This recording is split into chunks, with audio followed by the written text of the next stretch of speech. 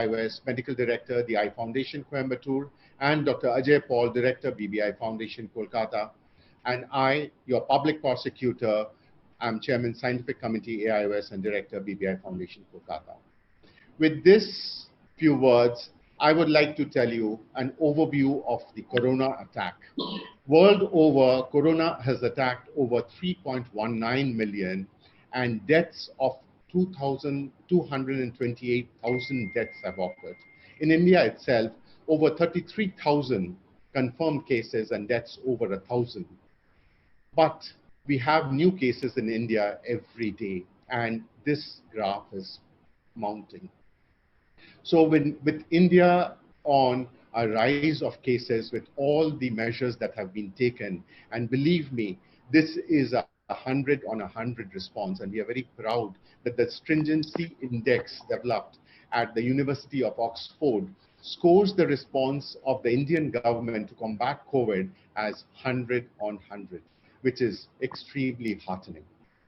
Yet our numbers are mounting, and we need to understand from the world over the experiences of our colleagues and how they have combated the coronavirus.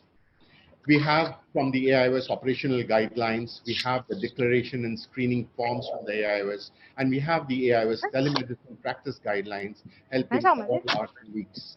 The IGO has come up with articles and preferred practice patterns. And now it's my privilege to introduce to you Professor Hungwong Cha. And Professor Hungwong Cha is a professor of the Department of Ophthalmology, University of Ulsan, and he's an anterior segment surgeon in Asan Medical Center.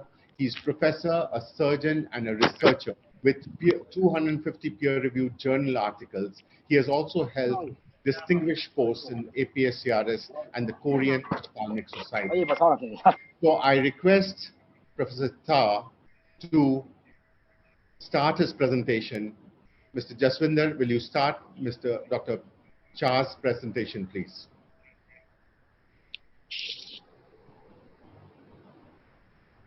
So you will have to stop sharing. Yes, I am trying to stop the share.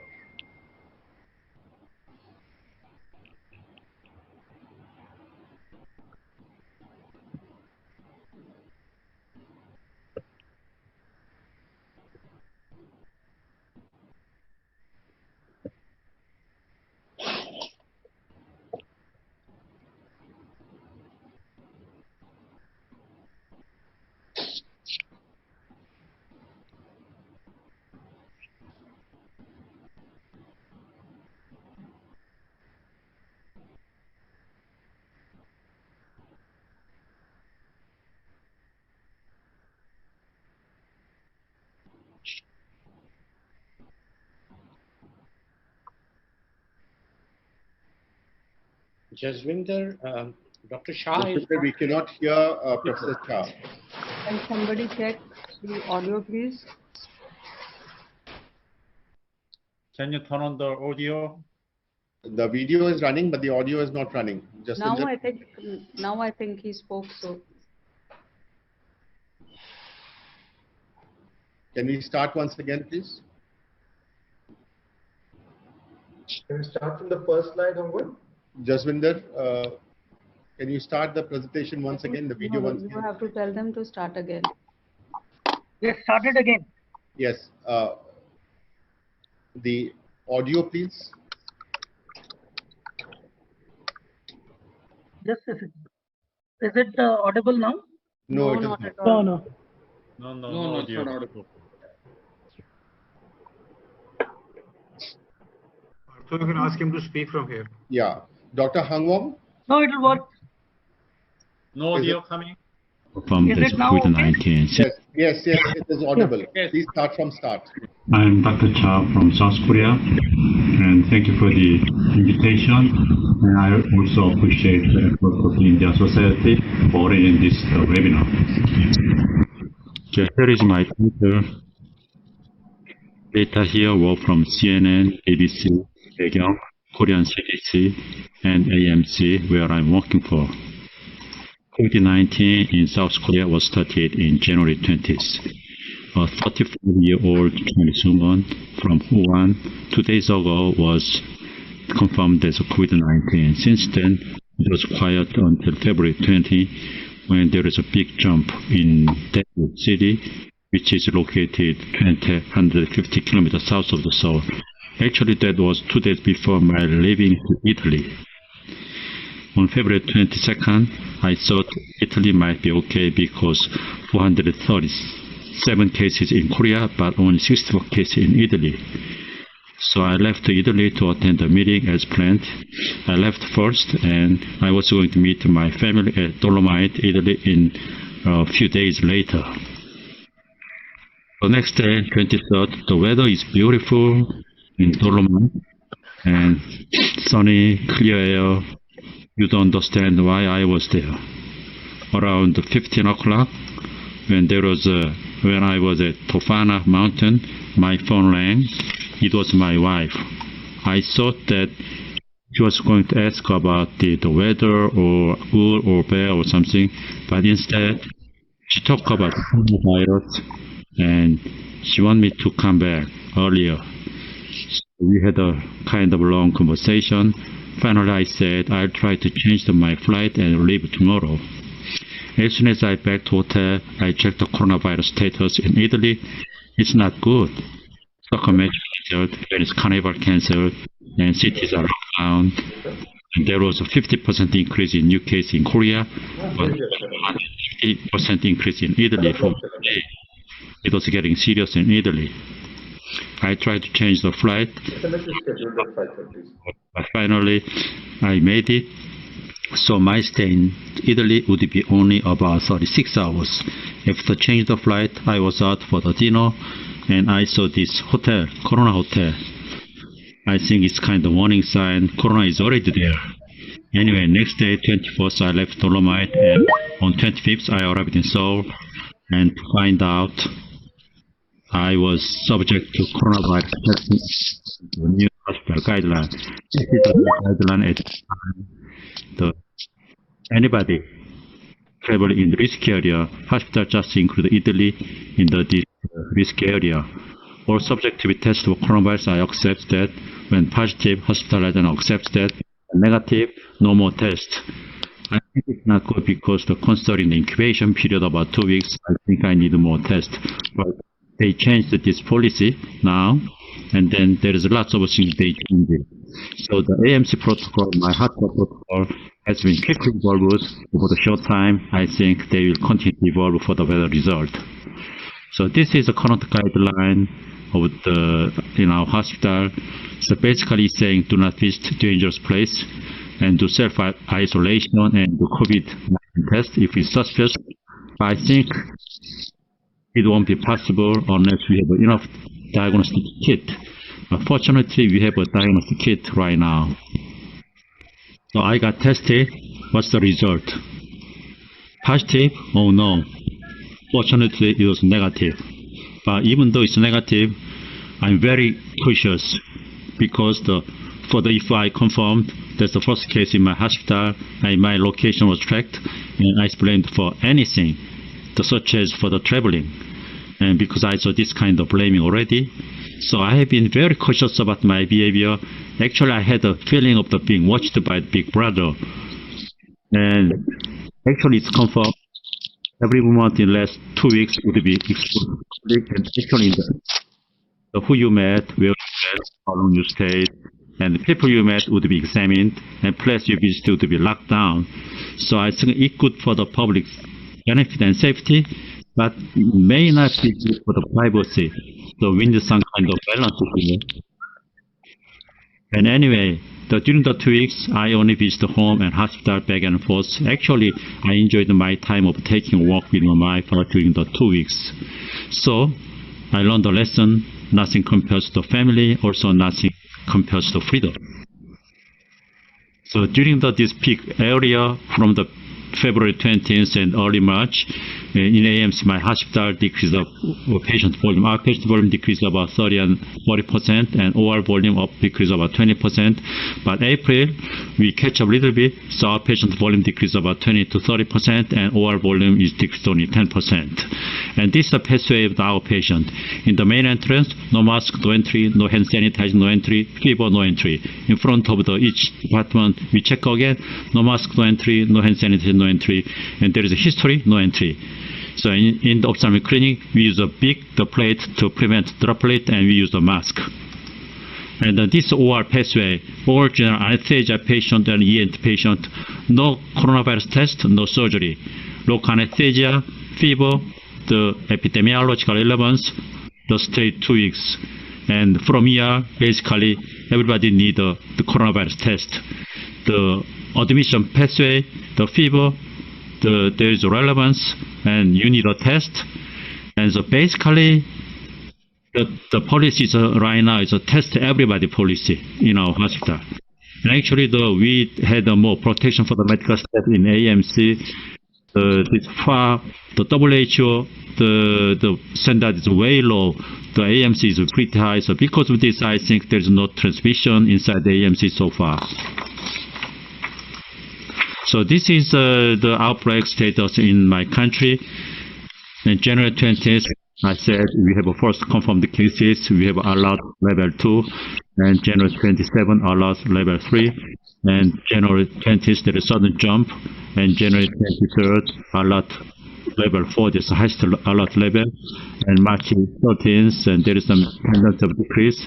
And April 14th, we only detected a single-digit number of the new cases. Since then, we have only 10 or 14 new cases daily. And so as of April 27, we tested about 600,000, confirmed the cases about 10,000, recovered about 8,700, and this is about 240. So mortality rate is about 2.26, and mostly cases in Daegu. Our country, there is no lockdown area, but school, multi-use facility is locked down, it's closed only, and the market, restaurant, shops, and theater, government office, I don't know why, but even clubs are open. During this outbreak, there are a number of new confirmed cases in Korea and Italy and US. In Korea, within a month, it seems that outbreak of the new case was come down.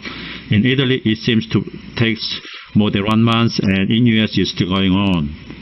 But when you look at the graph, adjusted with the population size, there are more new case ratio and longer duration of outbreak in these two countries. So I think we have some good result relatively. We know we do have some flaw and mistake in the beginning, but we finally had some better result. I think this result comes from the combination of several factors. Hard-working medical teams, early and fast manufacturing of test kits, test detection like drive-through exam, candidate, chief in KCDC, and the transparent information, sometimes too transparent, but the cooperation between the public and private sector is very important. So, this is my last slide. Your fight against the coronavirus in South Korea is still going on, not finished, and we have to prepare for the second wave, but don't forget the principle of liberal world. Thank you very much. Thank you very much, Professor Hangwon. And over to Dr. Chitra to ask her questions to Professor Hangwon.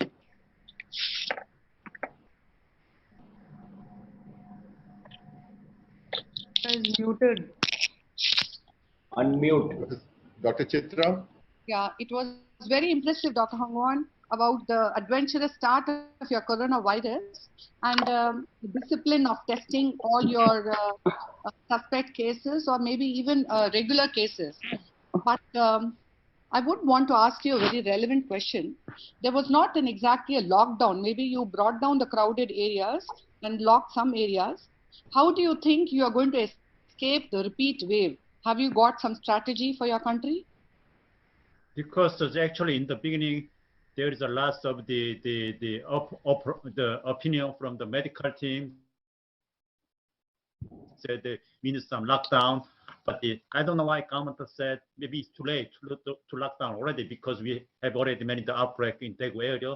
So actually government missed the right point actually, but it turned out very good without any lockdown because we have the many the test with a single person, if something suspicious we just test, and if something wrong is positive, it isolates negative, just go there any day and freely. So because of that policy, so such as I'm saying the test everybody is suspicious, that kind of policy, I think because of that we can survive without any lockdown, I think.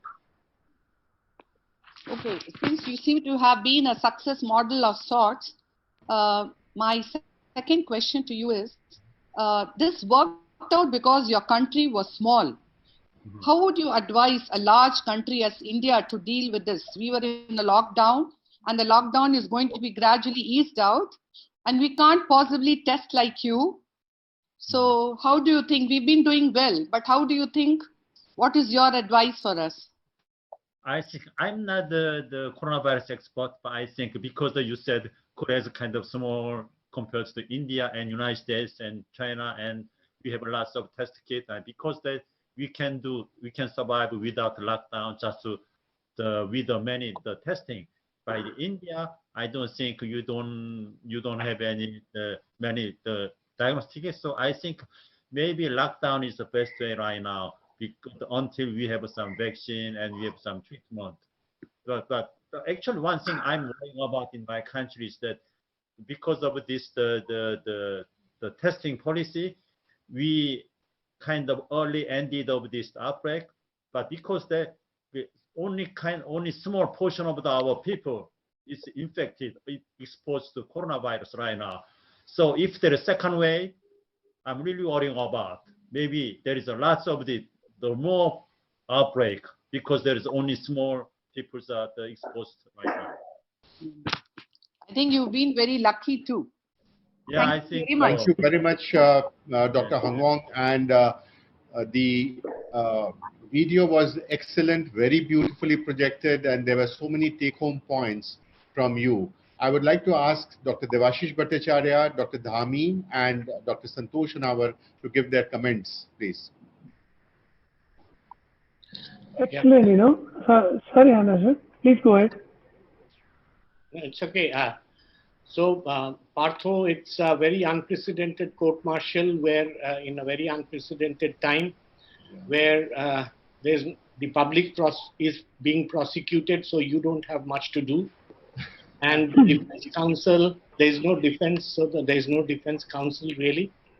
And we are left to nature's judgment and let them do what it does to us. I think it was long overdue and we got our kick from the Mother Nature. Dr. Cha's presentation was wonderful. We came to know a lot about what happened in Korea, which stands out as a kind of example. And one thing I noticed that they did COVID tests for all indoor patients, something that is virtually unthinkable here. So I don't know how we are going to go ahead with our elective surgeries. We are doing urgent surgeries in our chain of hospitals, but that's all without COVID test. So that's it. All the best Thank you very much, to sir. Korea and Cha and your country. Thank you very much. Thank you Dr. very much. Santosh? Can I take it? Dr. Acha, excellent. You're dashing to your family and putting family and life one above the other, and then a disciplined life after that really is a take-home message for every person, every ophthalmologist in India. Thank you for such a great message. Thank you. Thank you. Thank you very much. Dr. Santosh, are you there? Yeah, I'm there. So Yes. I think it was a wonderful presentation. The way South Korea approached this particular problem has been an example to the rest of the world. January 20th, they saw their first case, and that's the same day even United States saw the first case. Now look at where South Korea is and look at where United States is.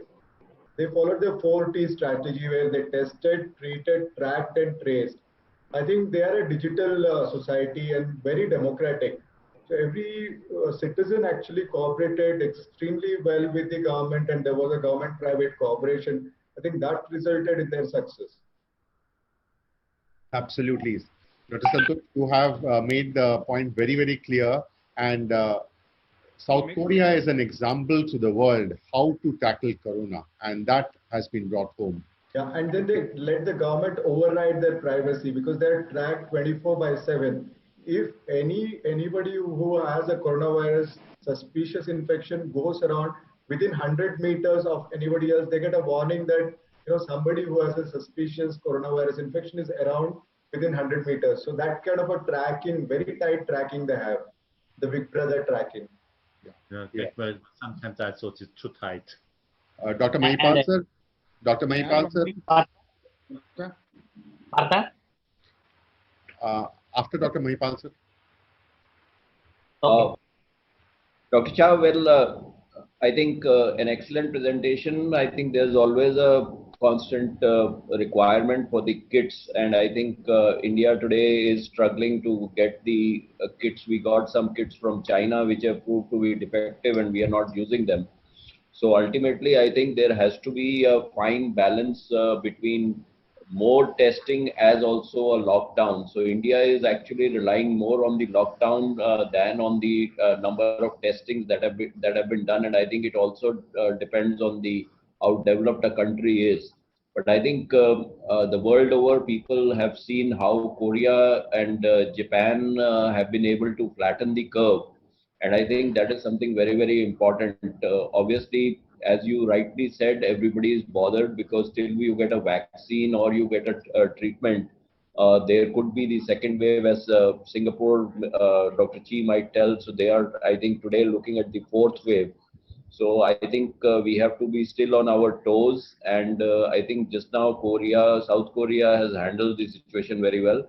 And we hope and wish and pray that the world also follows the example of South Korea and we are able to get over the corona pandemic soon. Thank you. Thank you, sir. Natarajan, sir. Yeah, thank you, Kongchao. I think excellent presentation. And I think there was already an animated video circulating. I was just searching, I'm not able to get it, about Korea, how they did and how Santosh told about the first case spotted on January 20 and how could they track that person where all she went. I think she went for shopping, she went in taxi, and I think everybody they could trace, and I think amazing. And plus, I think the Korean government has passed an ordinance that they can go into the digital health of every individual citizen. I think it's amazing for protecting every citizen. I think no other country in democracy they will accept it, but I think Korea has done wonderful, and I think you should be proud of the Korean government. Yes. Professor Lahane, sir. Professor Lahane, are you there? Professor Lahane? Okay, we'll take Professor Lahane next, and let us again go to our next presenter. And I would like to share my slides once again.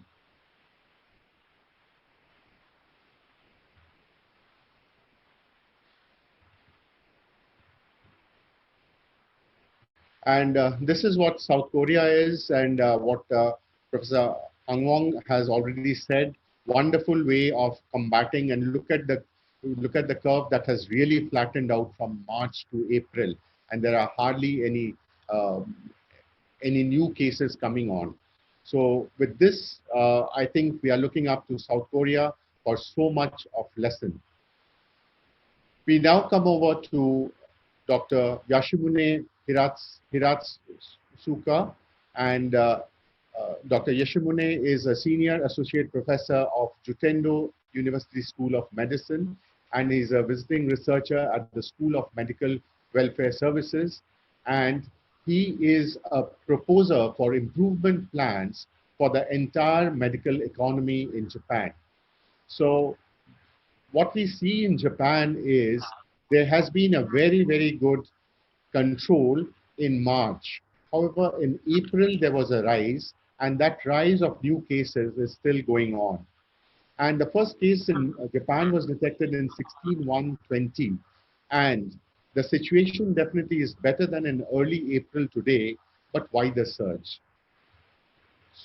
We would like to hear from Dr. Yoshimune, his experience and his government's experience in combating corona. Dr. Yoshimune, please. And good evening, everyone.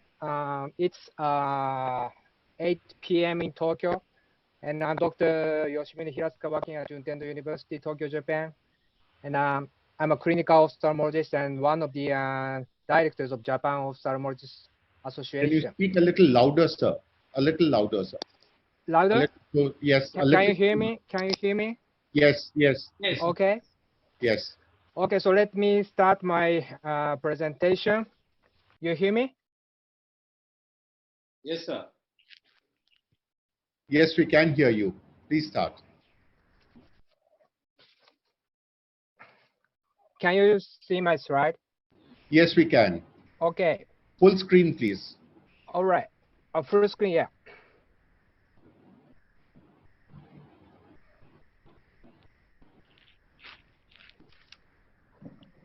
Okay. Let me start my presentation. And this graph shows the trend of number of confirmed cases of COVID-19 in Japan. And in Japan, the first case was reported on mid-January. And this first person was Chinese with a history of staying in Wuhan, China. And soon after that, the first infection of a Japanese who had traveled to Wuhan was reported on the 28th. And the first death case was reported on 14th February. And after that, the number increased slightly, but the first wave from Wuhan was controlled.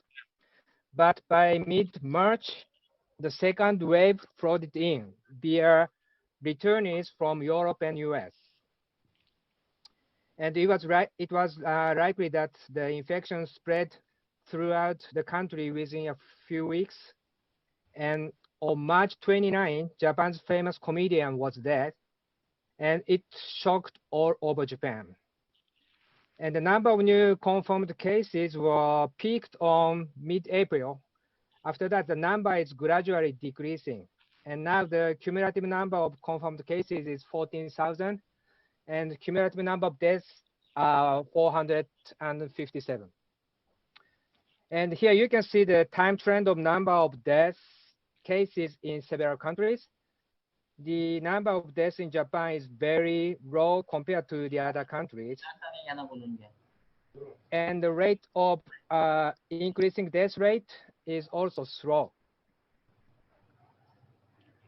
And Japan has been criticized for its low number of PCR testing.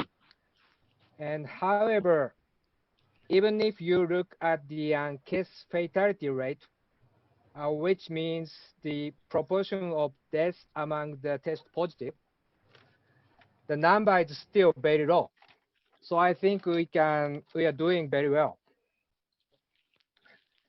What kind of measures are taking in Japan? And in Japan, the COVID-19 cluster countermeasure group has been established within the Ministry of Health. And about 30 experts from National Institute of Infectious Diseases and Public Health and many universities gathered together to study countermeasures on a daily basis. And the core members of the group are two experts, these people. One is Professor Oshitani of Tohoku University Microbiology. He served as WHO's advisor to the Western Pacific region and helped manage the situation during the 2002 SARS epidemic. The other is Professor Nishiura of Department of Social Medicine in Hokkaido University. And he's one of the few specialists in mathematical epidemiology model research in the world. And these two people are taking the lead and working very hard night and day sleeplessly toward COVID measures in Japan. And their initial analysis of 110 infected patients found that people infected in a closed environment transferred the disease to more people than almost 18 times than in an open environment. Therefore, in Japan, the measures are being taken to avoid the closed environments thoroughly. We call 3C high-risk environment, which means closed spaces with insufficient ventilation, crowded conditions with people, and conversations in short distance. And today, these 3 C's are common sense in Japan. And moreover, the government declared the state of emergency in relation to the COVID-19 on April 7th, and it has expanded nationwide, and the period was 1 month. And Prime Minister Abe asked people to reduce their contact with others by 80%, saying successful social distancing could see infections peak in 2 weeks. We are currently enduring this situation. So how was ophthalmic practice affected? In providers, due to the lack of personal protective equipments, such as N95 masks and surgical gowns, ophthalmologists took measures to minimize the use of medical resources. And ophthalmologists ceased providing any non-urgent treatment such as cataract surgeries other than urgent or emergent care. And examinations such as Goldman perimeter, ERG, and Goldman approximation tonometry and others were canceled except when absolute necessary. And for patients, since many eye patients are older people and have a high risk of infection during outpatient visits, the number of OPD patients is dramatically decreasing. And here, what we are doing in our hospital to avoid the 3 dangerous C's. For ventilation, open the front and rear doors of the examination room and open the curtains when not needed. And to prevent the waiting room from gathering crowded, we limit the number of patients who call into the waiting room at one time. And in addition, we put a plate on the chair in the waiting room that says, let's leave a space to prevent people from sitting down, so that we can maintain a social distance between patients. In Japan, we don't wear shoes at home by nature, and it is customary to take off our shoes at the entrance. And also, there is a way of thinking that our hands are unclean, so that there is always a place to wash our hands at the entrance or shrine. And we will be taught the importance of hand washing from early childhood. So I think it is possible that this hygiene custom of the Japanese people is one of the reasons why this COVID is not as widespread as it is in the West. So this is the last slide. How will ophthalmology fare in their country and financially, and the expansion facility in the future? Actually, I have no idea. Just we are struggling now, and I'd like to say that we are not at the stage of discussing such things yet. But here we have the information that what impact has COVID-19 had on OPD visit in US. And then the decline in visit was largest in ophthalmology. So I think this fact may suggest that the ophthalmology represents one of the non-essential fields of medicine. That concludes my presentation. Thank you very much. Thank you very much, Dr. Yashimune. And there's a slight change in the sequence. Professor George Alio will have to leave in 15 minutes. So we'll request Professor George Alio to be online, and I will request him to come and give a short introduction to Professor Alio, and then we will have his presentation, and then take up questions for Professor Alio as well as Professor Yashimune just after Professor Alio's talk. So Professor Alio, George Alio, and he is so well known as Professor and Chairman of Ophthalmology at the University of Alicante and the University of Miguel Hernandez de Elche, Alicante, Spain. He's an academician, researcher, and an intense clinician. He specializes in cataract, cornea, and refractive surgery with over 50,000 surgeries till date. So we'll have Professor Alio with us, and Professor Alio, what we can see from the graph of the new cases that are going on in Spain, we do see that there has been a peak in March, and then in April it dipped, but again, new cases are coming in. So the first case was detected in 31st of January 2020, and the situation is still difficult and still not very well under control. And there are cases that are getting reported. So Professor Alio, if you could share with your experience how the corona has been in Spain and how it has been with you.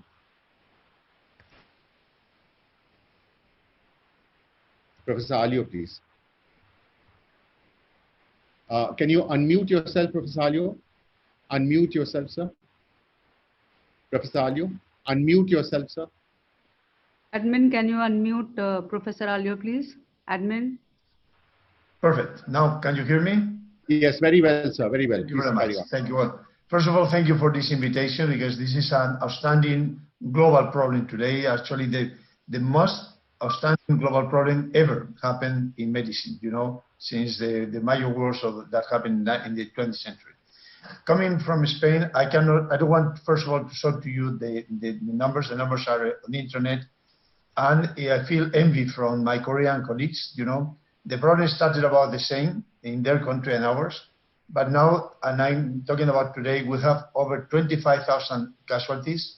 25,000 people have died.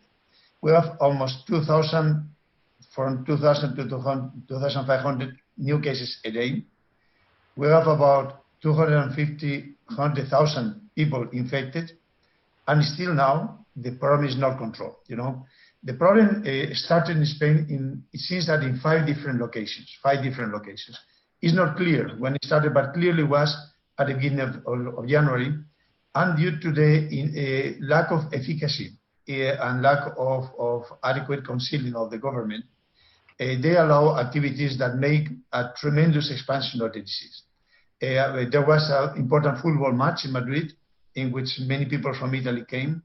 There was another football match in Italy, and many Spanish people were there. And that was one of the problems. In the 8th of March, they allowed the Day of the Woman to happen in Spain, with massive demonstrations that happened to expand the problem in hundreds of thousands of people, you know. And then is when the alarm came. The state of alarm, it was in the middle of March, as you have pointed out, but it was already too late. The disease was expanded. The disease was everywhere. Big cities in where these celebrations and these football matches happened were massively infected, and the healthcare systems were collapsed. There were about tenfold, if not more, people that could be attended in emergency departments. There was no protection for the healthcare professionals, and there was no particular advice to the people to do. It was just when the confination was declared, and we had suffered, still we are, in the hardest confination happened in Europe. I think that is the hardest in the world. But in spite of this, the numbers today are we have 300 people dying, 2,500 people, new cases detected, and still the numbers are bigger because the numbers of the people that have died at home, and those that have died in the places where they don't have tests and they don't have capabilities are not taking this. So I'm talking about a national tragedy, you know. Ophthalmologists have been affected because we had 2 casualties in ophthalmology. All our junior staff has been taken to the emergency departments to attend the people. There were not enough doctors. There was not enough beds to take care of the people, and so ophthalmology beds were taken. All the ophthalmic activities were cancelled unless the emergencies, and this is still happening today. So as you see, this is a disease that is not a joke and is not a flu. I can tell you because I have seen many cases. Just yesterday, we sent a paper to publish in Ophthalmology and Therapy in which we are explaining the ophthalmic experience, the ophthalmic manifestations, and the care that we have to take on this disease. You know, please look in Ophthalmology and Therapy, probably will be published along the following week. And what I can tell you that we don't know this disease well. You know, I have been seeing people dying not because of respiratory problems. They died because of deep venous thrombosis, deep venous thrombosis with amputation of the legs. They have a lung embolism. They have a generalized inflammatory problem with generalized thrombosis. And this is a disease, as you know, that attacks the endothelium. So the vascular problems, myocarditis, and problems that happen with a general systemic failure are those that are being seen today in the emergency care units. So this is not a flu. This is a real disease. You have been gifted by God, you know, in Korea, to have authorities that have been able to control from the beginning this disease. We have not had this luck. And I have to tell you that today, we have 25,000 doctors infected and sick in Spain. So this is just to tell you, when inadequate measures are taken, when inadequate advices are not followed, you know, when you don't have the medical advice, but you follow only political issues like it happened in Spain now, you can just wait for a disaster. This has happened in other countries. I don't want to mention others, but you can see what happened in South Europe, particularly in Italy, in the States and others. So beware that this is a problem. We have to defend ourselves. In our paper, you will see how you can use hypochlorite 1% and other substances that are easy to acquire, and how you have to protect yourself, you, ophthalmologists, you know, from this disease when taking care of the patients. We are in risk, you know, and until we have the vaccination and we have the treatment, we are going to have this problem. Now, it is decided by the government, in my opinion, not in proper basis, that the next week the contamination is going to slow down. We are doing that without a lack of detection of the people that are infected, without the immunological test performed. And I did myself the test. I am with no IgG and no IgM. That means that I have not the disease and I have not suffered the disease. This is from yesterday. But still, even that you have positive tests for immunology, especially the IgM, you are not free to be a contaminant agent for the disease. So we have to be aware that until we have the vaccination, we have the treatment, we are going to have a chronic number of people infected every day. We are going to have a kind of limited confination. We're going to have casualties, and we shall suffer like it happened in a war, or when it happened in the busy traffic problems that we have every year in Spain, about 5,000 casualties because of traffic accidents. Nobody talks about this. This is just normal. We are going to have normal number of people dying and becoming sick every day, and we should be making normal life, because the follow problem is how to deal with the socio-economic crisis that have made countries to go from 4% unemployment to 25% in 2 months. I'm talking about Israel. In Spain, we were 13%. We're going to be more than 30%. And it's estimated that 4 million unemployment is going to be declared by the government next month. So these are the numbers. That is the tragedy. This is what happens. And this is the real face of the disease. What happened in Korea is the consequence of proper care, of proper and premature but adequate measures and discipline. What happens in South Europe is the lack of just these measures. And this is what happens when this is happening. So I'm open to any question. I'm sorry to tell you that I have to be in 10 minutes in another teleconference, but it's really, I wanted to transmit to you not the numbers, but the feeling of what is happening, the feeling of what is what we are seeing as medical doctors, the feeling of how ophthalmology is affected, and the feeling that it's not going to stop until we have something that we don't have at this moment, adequate treatment and vaccination. Thank you very much. Thank you very much, Professor Alio. Dr. Ajay, please, questions from you. Dr. Ajay, unmute yourself, please. Unmute yourself. Yeah, thank you, Professor Alio. I think that was a very candid way of expressing how things went wrong and how gradually you are getting back to it. Well, the hiccups that you had. Now, what about the number of the medical professionals, the healthcare workers? I mean, how were they? I mean, what is the lesson to be learned from a country like India, where we could also be sitting on a time bomb? How could we learn from you, from Spanish experience, for the healthcare professionals? How do they protect themselves? Yeah, you need a special measures. You are not just a normal citizen. You are patients in hospitals. Hospitals are contaminated, that you can get in the bathroom contaminated. So what you need is, first of all, to know that. Second, to know that you need to wear special garments and special face protection for the purpose. You have to be aware that you need to educate your patients and to be patients aware of this. And this is a self-protection to protect the others and yourself. So this is a mutual protection. So what we need is to be supplied by adequate and standardized antiviral contamination suits. These are in the market. They have been extensively tested, so this is not new. But this is what we need to have in intensive care departments. Every in Spain have been in intensive care department now, so we know what is that, And the adequate equipment is still not available. Because the global demand of this equipment is saturating the market. So you have to be prepared for that. Your local authorities and the directors of the hospital should be aware that they should provide everybody who is attending the hospital 2 lines of protection. The first is those that are in contact with the patients in the emergency room. They should have full body suits for protection. Those that are just in the corridors or going around, they should have masks and they should have adequate protection for the hands, and you should have these fluids that are doing very, very well every time you touch something to clean your hands, and this is what you have to do. Other than that, you can do nothing else. You have to get, you are a vector of education, medical education for your patients. Thank you very much. Can we have a comment from Dr. Rajesh Sinha and then from Dr. Mohan Rajan, please? Yeah, Dr. Partha.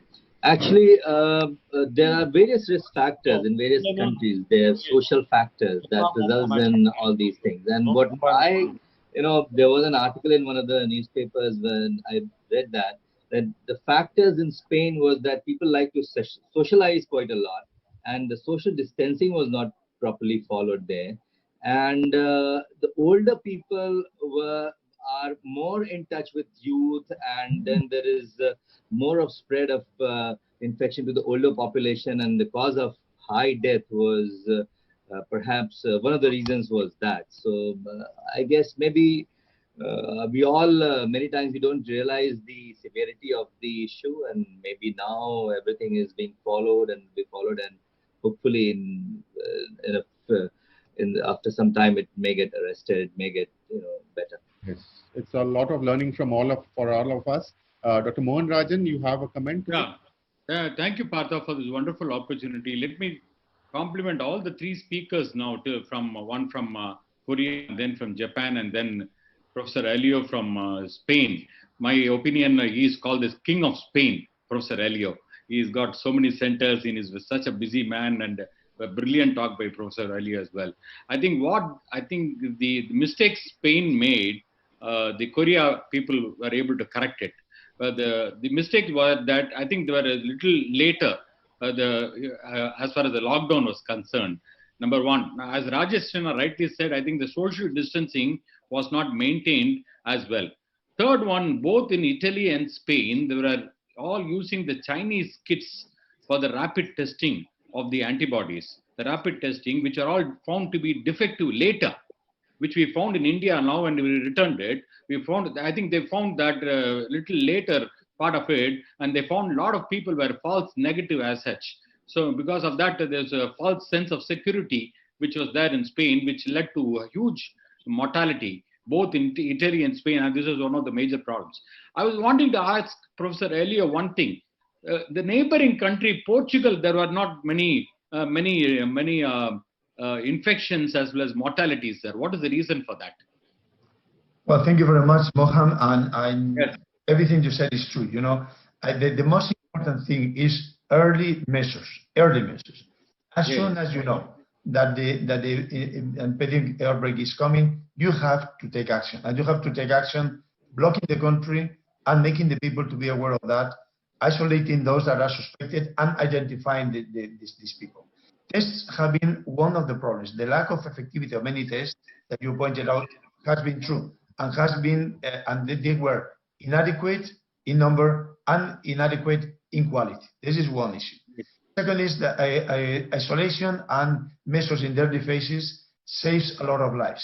But later on, once that dissemination is already happening, to limit the widespread of this disease is almost impossible, because communication happens to be that much today that because global life, that is impossible. Portugal has been doing very well, much better than Spain, because of three reasons. First, they don't have the major movement of people as we do in Madrid and Barcelona. You know, probably it's multiplied by 100 the movement that every day Madrid and Barcelona has over Lisbon airport, for instance. Number two, the population is much more isolated. They don't have the concentration of people, and they didn't have the events that happen to disseminate so widely the problem in Spain. And third, they had authorities that from the very beginning were following the medical advisors, the experts in epidemiology, telling to cancel meetings, to cancel gatherings, to cancel football matches, and to cancel the Day of the Woman. That was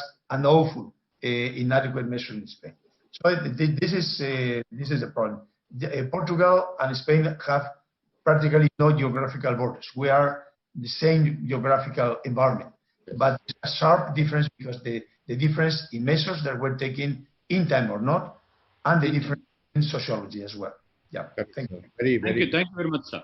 Thank you. Dr. Ramamurthy, sir, your comment, sir, and then Professor Namrata. Partha, you want me to comment only on Dr. George Elio or also on the Japanese experience? Yeah, you can comment on both, sir. And comment on all three. Okay. So I think the purpose of these international seminars are so that, we learn from their experience. India has been somewhat fortunate in the sense that we were not among the first ones to get it, where our proximity to China is very much there. And I think Dr. Elio was extremely frank and scathing in his remarks in the introspection of the way the country dealt with the problem. It's always been a question of life versus living. And you have to preserve life to make a living. Perhaps the Western Europe and North America have put making a living more important than life. And that's the reason they are paying a price for it. And maybe, obviously, the kind of health, the kind of economy that Spain has is much, much better than what we have in our own country. And if we have faced a similar situation as what Spain did, obviously India would have been in a very big mess. We just could not have afforded it. So the fact that we went into a lockdown quite early in our experience was extremely important. I still am not sure this magic date of May 3rd or May 4th is the right date for us to leave this, because as was said by the Japanese doctor, there could be a second wave that could hit us. But as far as the Japanese experience and the Korean experience was concerned, there was a startling contrast. In Korea, essentially they controlled it because of extensive testing, which obviously is not possible in India. And in Japan, they sort of controlled it by distancing, social distancing, by limiting people, by interacting. So these were two relative success stories, which was not the case in Spain. I think we are emulating something like what Japan is doing, and our population being very large, this is paying off. But what struck me most importantly was that Dr. Hangwon Cha said that the first case in Korea was from a patient who came from Wuhan. The same thing in Japan. And Italy got its problem because a number of flights directly coming in from Wuhan to Italy. And in India, the first case in Kerala was a person who came directly from Wuhan. If only the disease had been confined to Wuhan, China had been perhaps more open in its dealings, maybe the world would not be suffering this pandemic. Absolutely, sir. Thank you. I have two very specific questions to both Professor Alio and to Dr. Yoshimune.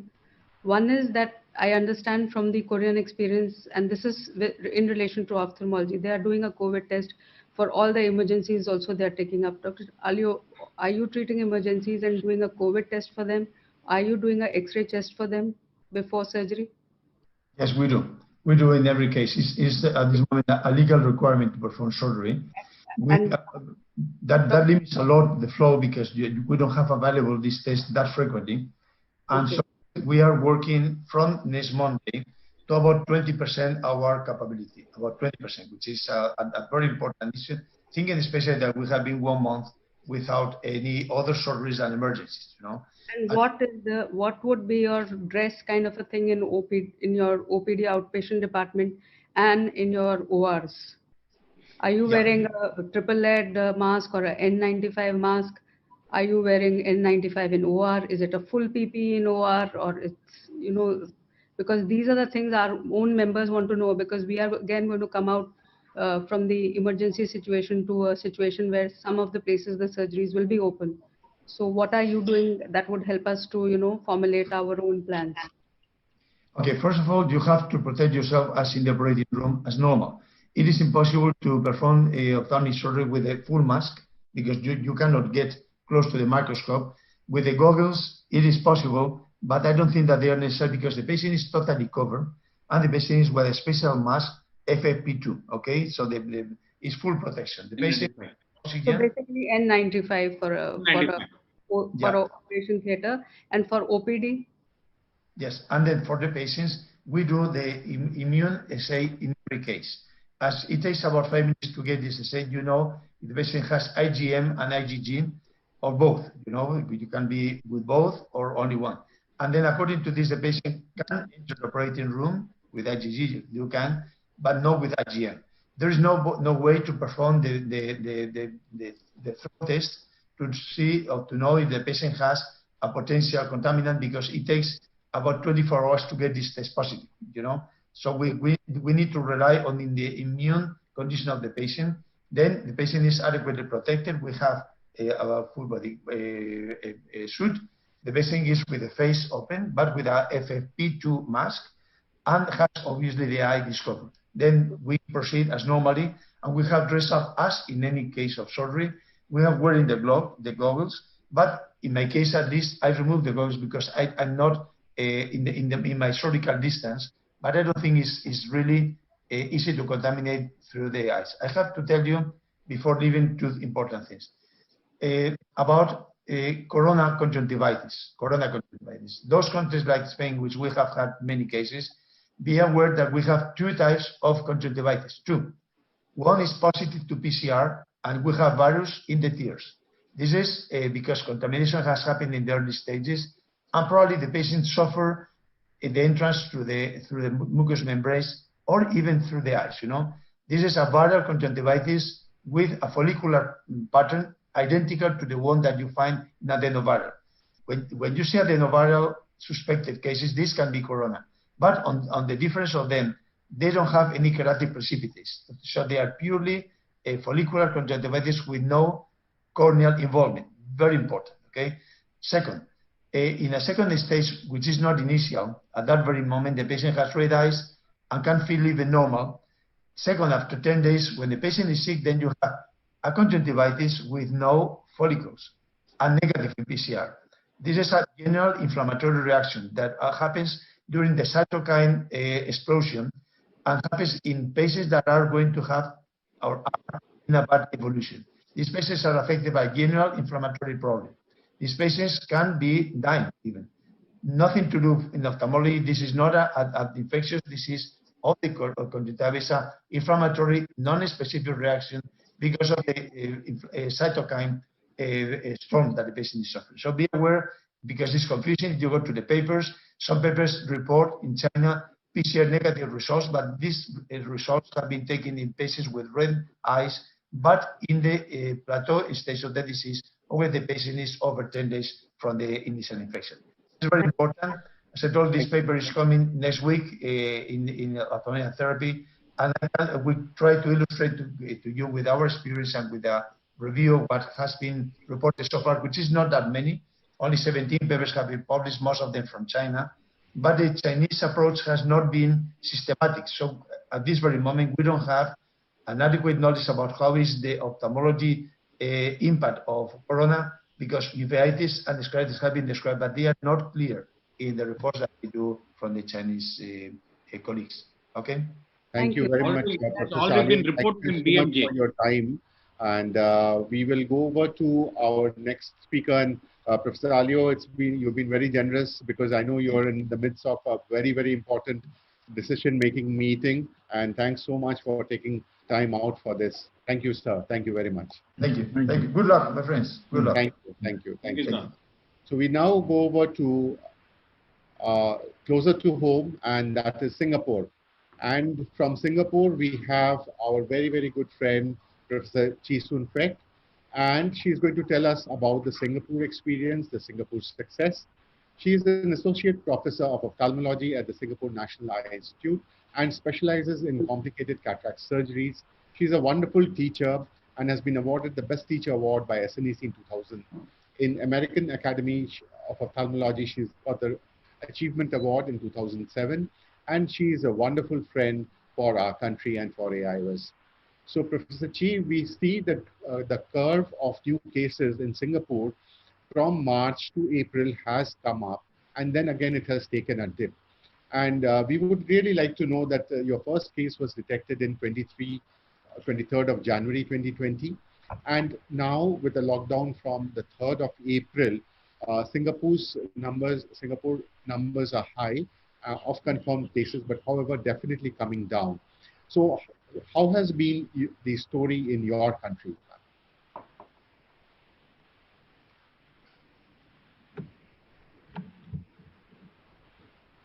Yes, Professor Chee.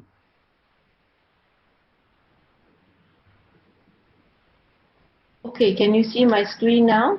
Very well, ma'am. Can you see me? Yes. Yes. Okay, I'm ready to fight and to win. Okay. All right. So thank you for inviting me. And so as you rightly said, the first case was diagnosed on the 23rd of January. And again, it was a tourist from Wuhan. And you can see from these epidemiologic curves here that early cases were primarily imported. And local transmission only began on the 4th of February to early April, when we really reached the peak here. And we were dust gone orange from 7th of March because there were unlinked cases. And 21st of March, we saw our first 2 deaths. And later, you see these curves here in the non-dormitory work permit holders, as well as the dormitory residents from late March to April, which are really contributing to the new cases that we now see. And so these clusters of crowded foreign worker dormitories actually have mainly been isolated, and we are actively screening all possible workers. So these are the numbers as of 30th April. Total number of cases over 16,000, and the number of demised 15, and a mortality rate of only 0.09%, the lowest in the world. Epidemiologic curve, you can see the numbers here, all right, with a great escalation here. And this is the time that the circuit breaker kicked in, where we were forced to work from home. This is April 7th, and you'll see for 2 weeks thereafter, the numbers still continue to increase, but after that, it then begins to decrease. So this is to show you the numbers here on the semi-log plot of the total number of cases. And similarly, you can see towards the end of the curve here, that the curve is flattening out, no longer exponential as in the earlier parts. And these are the number of deaths in black. So Singapore's war on coronavirus really came from a timely, extensive preparation in the wake of SARS-2003, with aggressive testing, isolation, contact tracing, containment and monitoring, the swift and decisive interventions to impose social distancing, frequent and consistent public health communications like what you see our Prime Minister here doing. So what did the government do to prepare us for this epidemic? It invested heavily in outbreak preparation. It built a national healthcare infrastructure, which we see here as the NCID with 330 beds. Ever since SARS wake-up call, it trained teams of ID specialists and researchers, and also kept a stockpile of masks and ventilators since MERS-CoV and HAZE. So we also, in 2003, had a multi-ministerial task force that was built to coordinate interventions and messaging during pandemics. It was first tested in 2009 during the H1N1 pandemic, and again in 2016 during the Zika outbreak. And this was reassembled in January 2020 for the SARS-CoV-2. So in addition, the government prioritized the development of innovative clinical diagnostics and created a national diagnostic development hub in 2014. The integrated efforts of researchers, technology transfer officers, and industry resulted in the successful creation of a test kit for antibodies as early as 9th of February that we've been using really to test whether these patients have been exposed and for contact tracing. The identification and trial of high-risk patients is done primarily through designated public health preparedness clinics, and there are 900 such private clinics across the country geared up for the rise in patients seeking treatment. They only charge government subsidy rates during these epidemics, and they have been enabled by providing primary health care physicians with additional training and preparation for outbreaks. So you can see here the primary health clinics, healthcare clinics right across the map of Singapore here, and these are clinics that, although they are private, would offer screening services for patients who come in wanting to be tested for COVID. So how were ophthalmic practices affected? Well, our first patient on 24th of January, straight away we were DORSCON yellow, which means getting prepared for an epidemic in Singapore. Surgical masks were compulsory in outpatient and inpatient areas, N95 and PPE in high-risk areas like you see here when we're in theatre, especially when we need to do general anesthetic cases. We had to cut elective cases, and we were limited to only 3, asking us to do only the more urgent cases. There were leave restrictions. Non-essential travel was all cancelled. You'll note that I actually came to India, so that was essential. On the 27th, which was just after our Chinese New Year break, right? Because this was on the eve of New Year that we received such bad news, right? Thereafter, we have been receiving guidelines, work processes for implementation, PPE guidelines for COVID-19 wards, videos on donning, doffing, PAPR, wards that are designated for COVID-19. So this is actually being constantly updated, the guidelines with work processes and with links that you can actually check on all these things that we're doing, screening measures, what's the suspect definition, which keeps changing from time to time. So DORSCON orange on the 8th of February, I must tell you that Singapore went into a panic buying. The supermarket was the most crowded place. But at that time, the message was segregation. So we were siloed into different institutions. So we could not cross over because we have 4 satellites and 2 community clinics. We were later segregated into Team A and Team B, mainly for the time when our masks come off, like at meals times, so that we do not actually cross into each other's area and don't get exposed one to another. There are also social distancing, so we cannot sit next to one another. Also, online meetings and video or teleconferencing was started, and research and training was put on hold. We were told to cut numbers for patients, reduce patient loads severely. We deferred non-urgent appointments, push them as far as we could. OT lists were then merged because we also had a shortage of anesthetists who were not allowed to cross institution because most of our anesthetists are private. We had to volunteer to help fever screening areas and also to go to the National Communicable Infectious Disease Center to help out because they were running out of staff and they were also running out of steam because it's really exhausting to run on these shifts. And we also had to run collapse clinics, not only of our cases, but also involve the seeing of patients from our satellite doctors who were not able to cross back to the main center. It was also important that staff health is maintained, and therefore we have to report our temperature twice daily electronically. We have to practice good hand hygiene, a lot of alcohol for hands only and not for ingestion, unfortunately.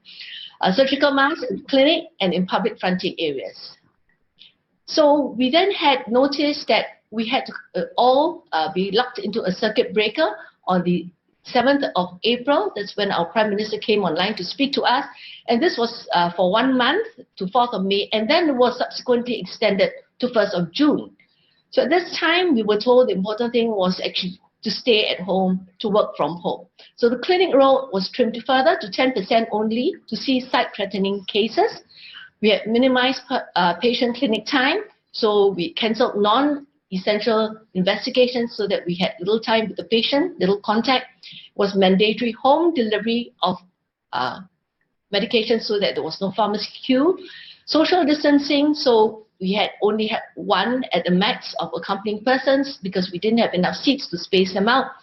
And we did only site-threatening surgery and laser, and we actually were audited like all government. The employment of staff to foreign worker dormitories then occurred as these numbers increased, and they were also now today there are calls to cover the COVID isolation facilities, like what you see a picture of our Singapore Expo being converted to an isolation facility. CME was stopped, but lots of webinars popped up, as you can imagine, and we were working then instead of daily to 3 sessions a week, and then now to alternate weeks starting from next week. And we believe that soon we are also going to be screened as health workers because we can be actually contacts for patients who may be at risk. How about the private ophthalmologists? Well, it was really no different. These same rules applied to the private ophthalmologists who saw a drastic drop in foreign patient load initially and then the local patient load. They were also similarly audited by the MOH in the clinics as well as in the operating theatres. And many had to force their staff to take annual leave, and some even had to cut their staff pay. As you can expect, the GDP growth will be down. How will ophthalmologists fare financially and in the expansion of facilities in the future? Well, I cannot really predict very well, but from what I understand, I think it will impact us for the next 12 to 18 months until vaccine or treatment is available. And so really, it is a very slow recovery, we expect. We will still have to stick to temperature screening for our patients as they walk into our center, for our staff's temperature monitoring, reporting, and we have to mask up all the time. We may need to mask our patients as well. We have to increase the practice of hand hygiene. We need to disinfect all our equipment, the slit lamp, etc.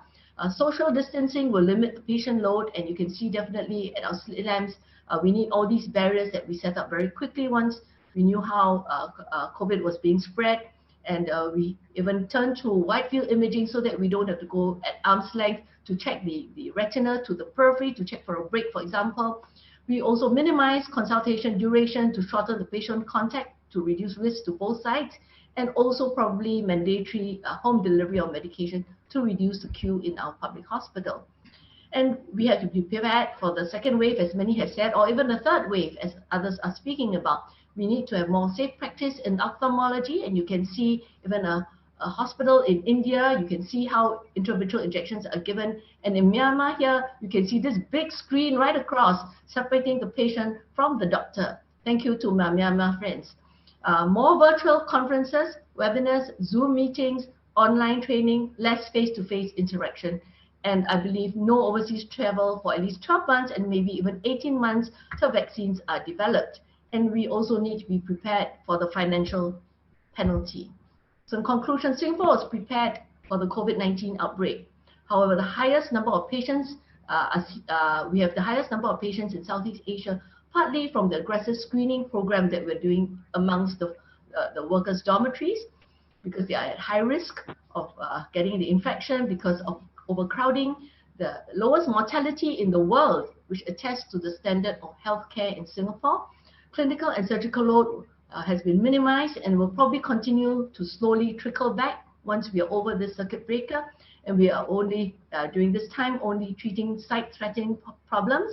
And the post-COVID challenges relate to social distancing that will limit the patient load. Thank you. Thank you very much, Professor Chi, and it's been a wonderful talk by you. And I would request Dr. Chitra to ask her questions to you. Dr. Supek, Dr. you Chitra. were wonderful, whether it's ophthalmology or non-ophthalmology. There was so much learning from your talk. But your Prime Minister did very well, your country did very well. But after having heard Dr. Alio talk, don't you think that you are also very lucky, the kind of deaths he described, the vasculitis, the gangrene? So it makes you also wonder whether the disease manifestations are maybe different in hot, humid weathers, or some mutant strain of the virus, which makes you feel that you're actually dealt with the disease status better than what Spain or Italy couldn't, or US couldn't, maybe?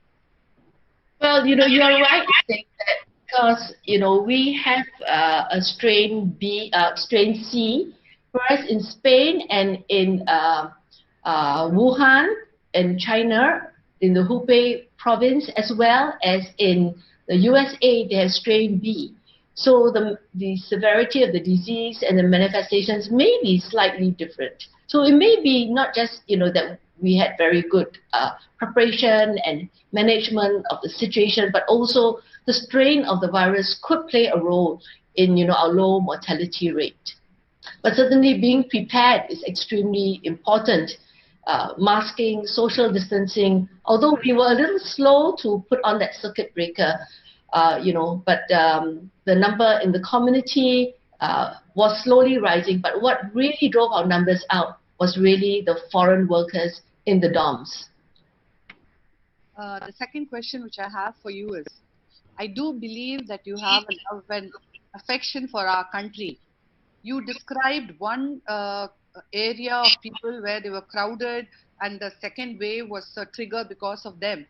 But knowing our country, that it has every nook and corner those kind of crowded areas, would you advise that a place like India should not release its lockdown but should continue it for at least a couple of months to save people? Would you believe that?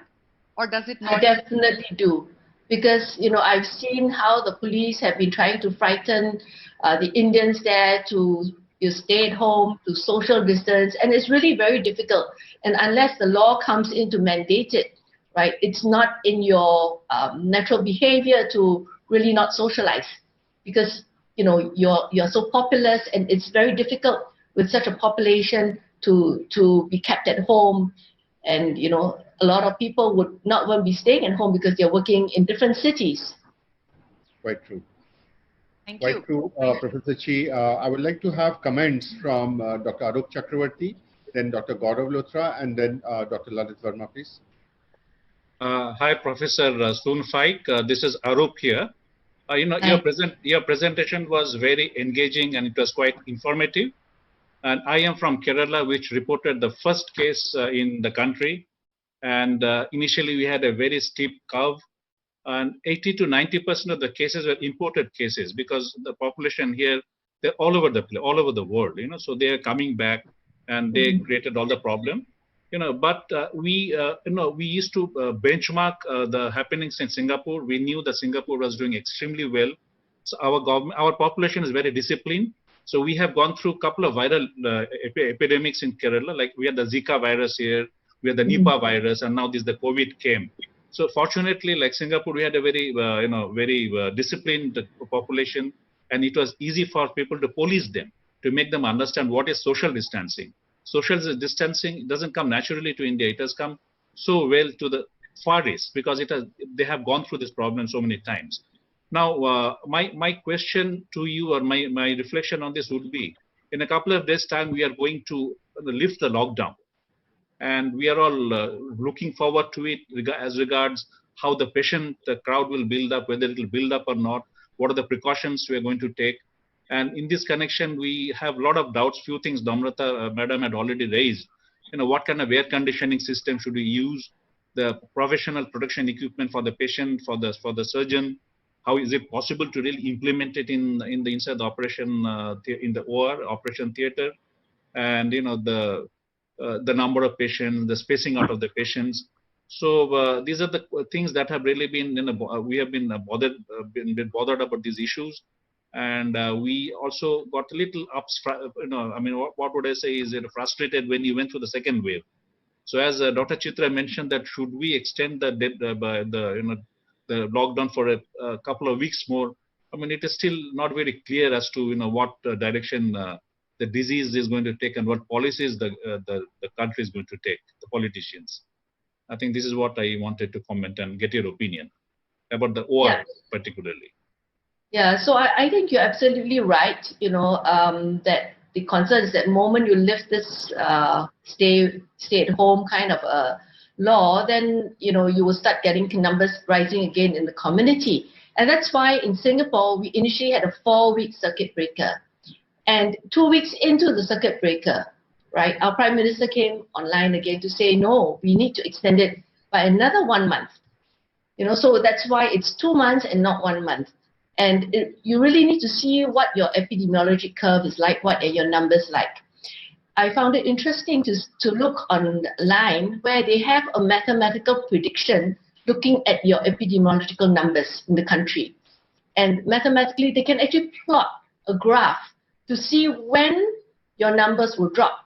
And when I looked at the number for Singapore, looking at the numbers that are being reported, right, it's 29th of May. So I'm quite happy because, our circuit breaker is only being lifted 1st of June. So hopefully we should see 0 cases. And in fact, yesterday, there were only 9 cases in community, of which 6 are Singaporeans and the others are permit workers and PRs. Okay, so actually the numbers will come down once there is strict staying at home without mingling. The only concern now is that, when you start going back to work, how these numbers may still pick up. The problem also is that in Singapore, unlike other countries, we are very active in screening and in testing. So in India, unless you are testing almost all your suspects. Unfortunately, the testing is not allowed by the authorities here. Routine testing, pre-operative testing. Yeah, but high-risk ones should be tested. Yes. So like as I said, health workers are probably going to be tested because we may be the ones that harbor it and asymptomatic ones that spread it. So I think it's very important because, the patient needs to be protected from us as well.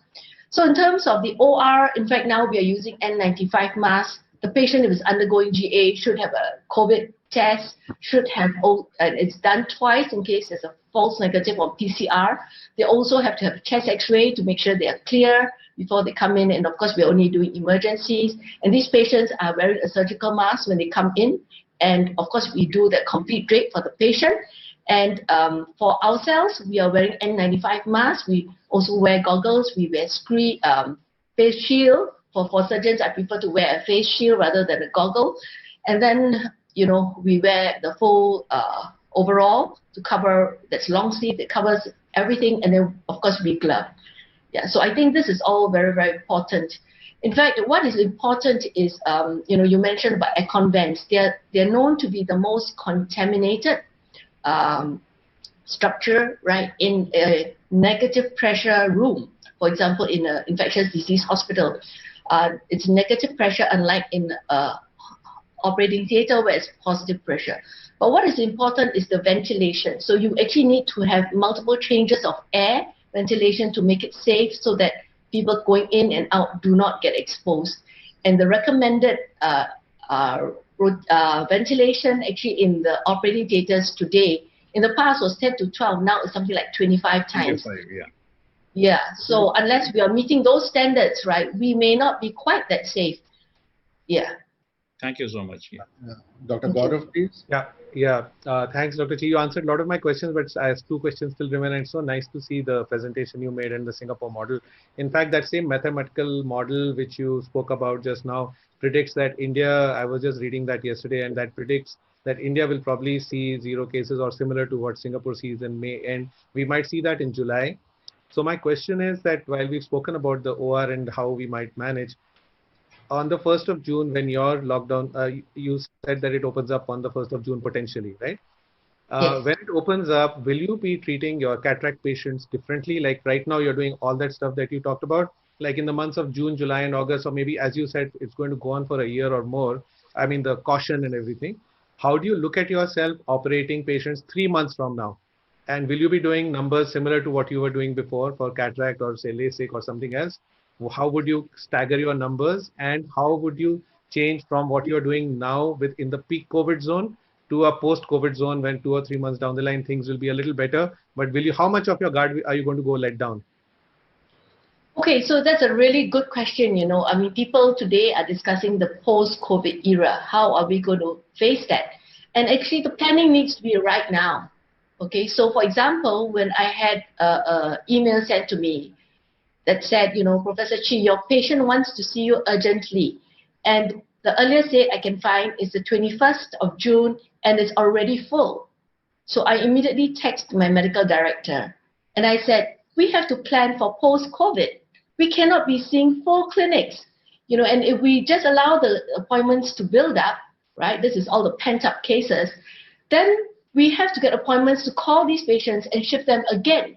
So we need to plan now for post-COVID, right, because there will be a surge of numbers for sure, right? All these surgeries that we've been pushing for the last 3 months, they will all be wanting their surgeries.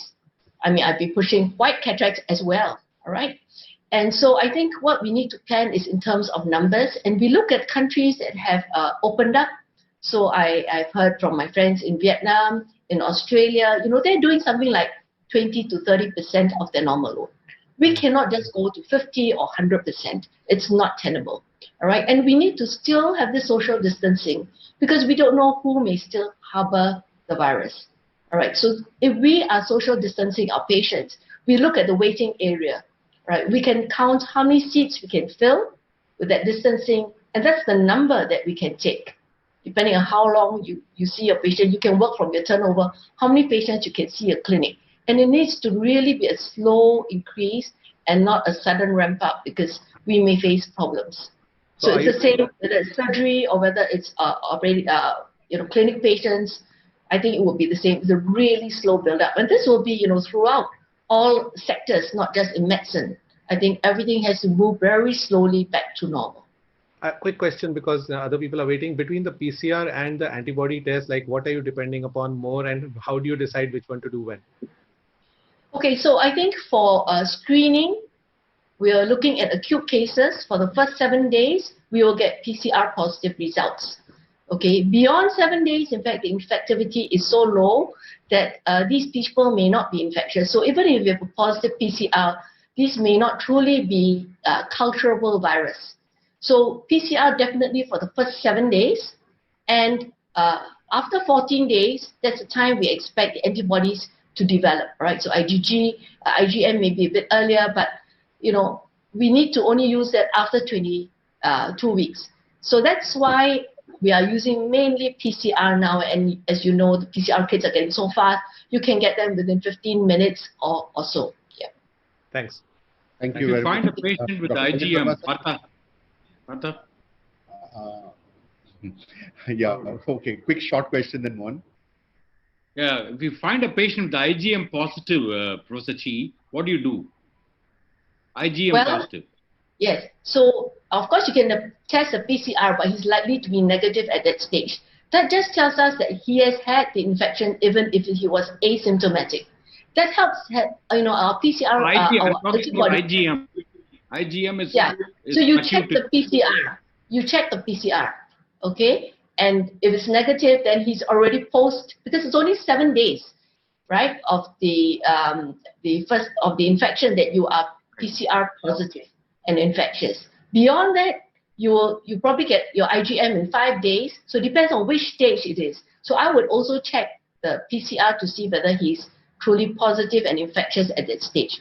But, mainly the antibodies are helpful for contact tracing and establishing the links between the index case. Thank you. Dr. Lalit Verma, sir. Yeah, wonderful presentation, Professor Chi.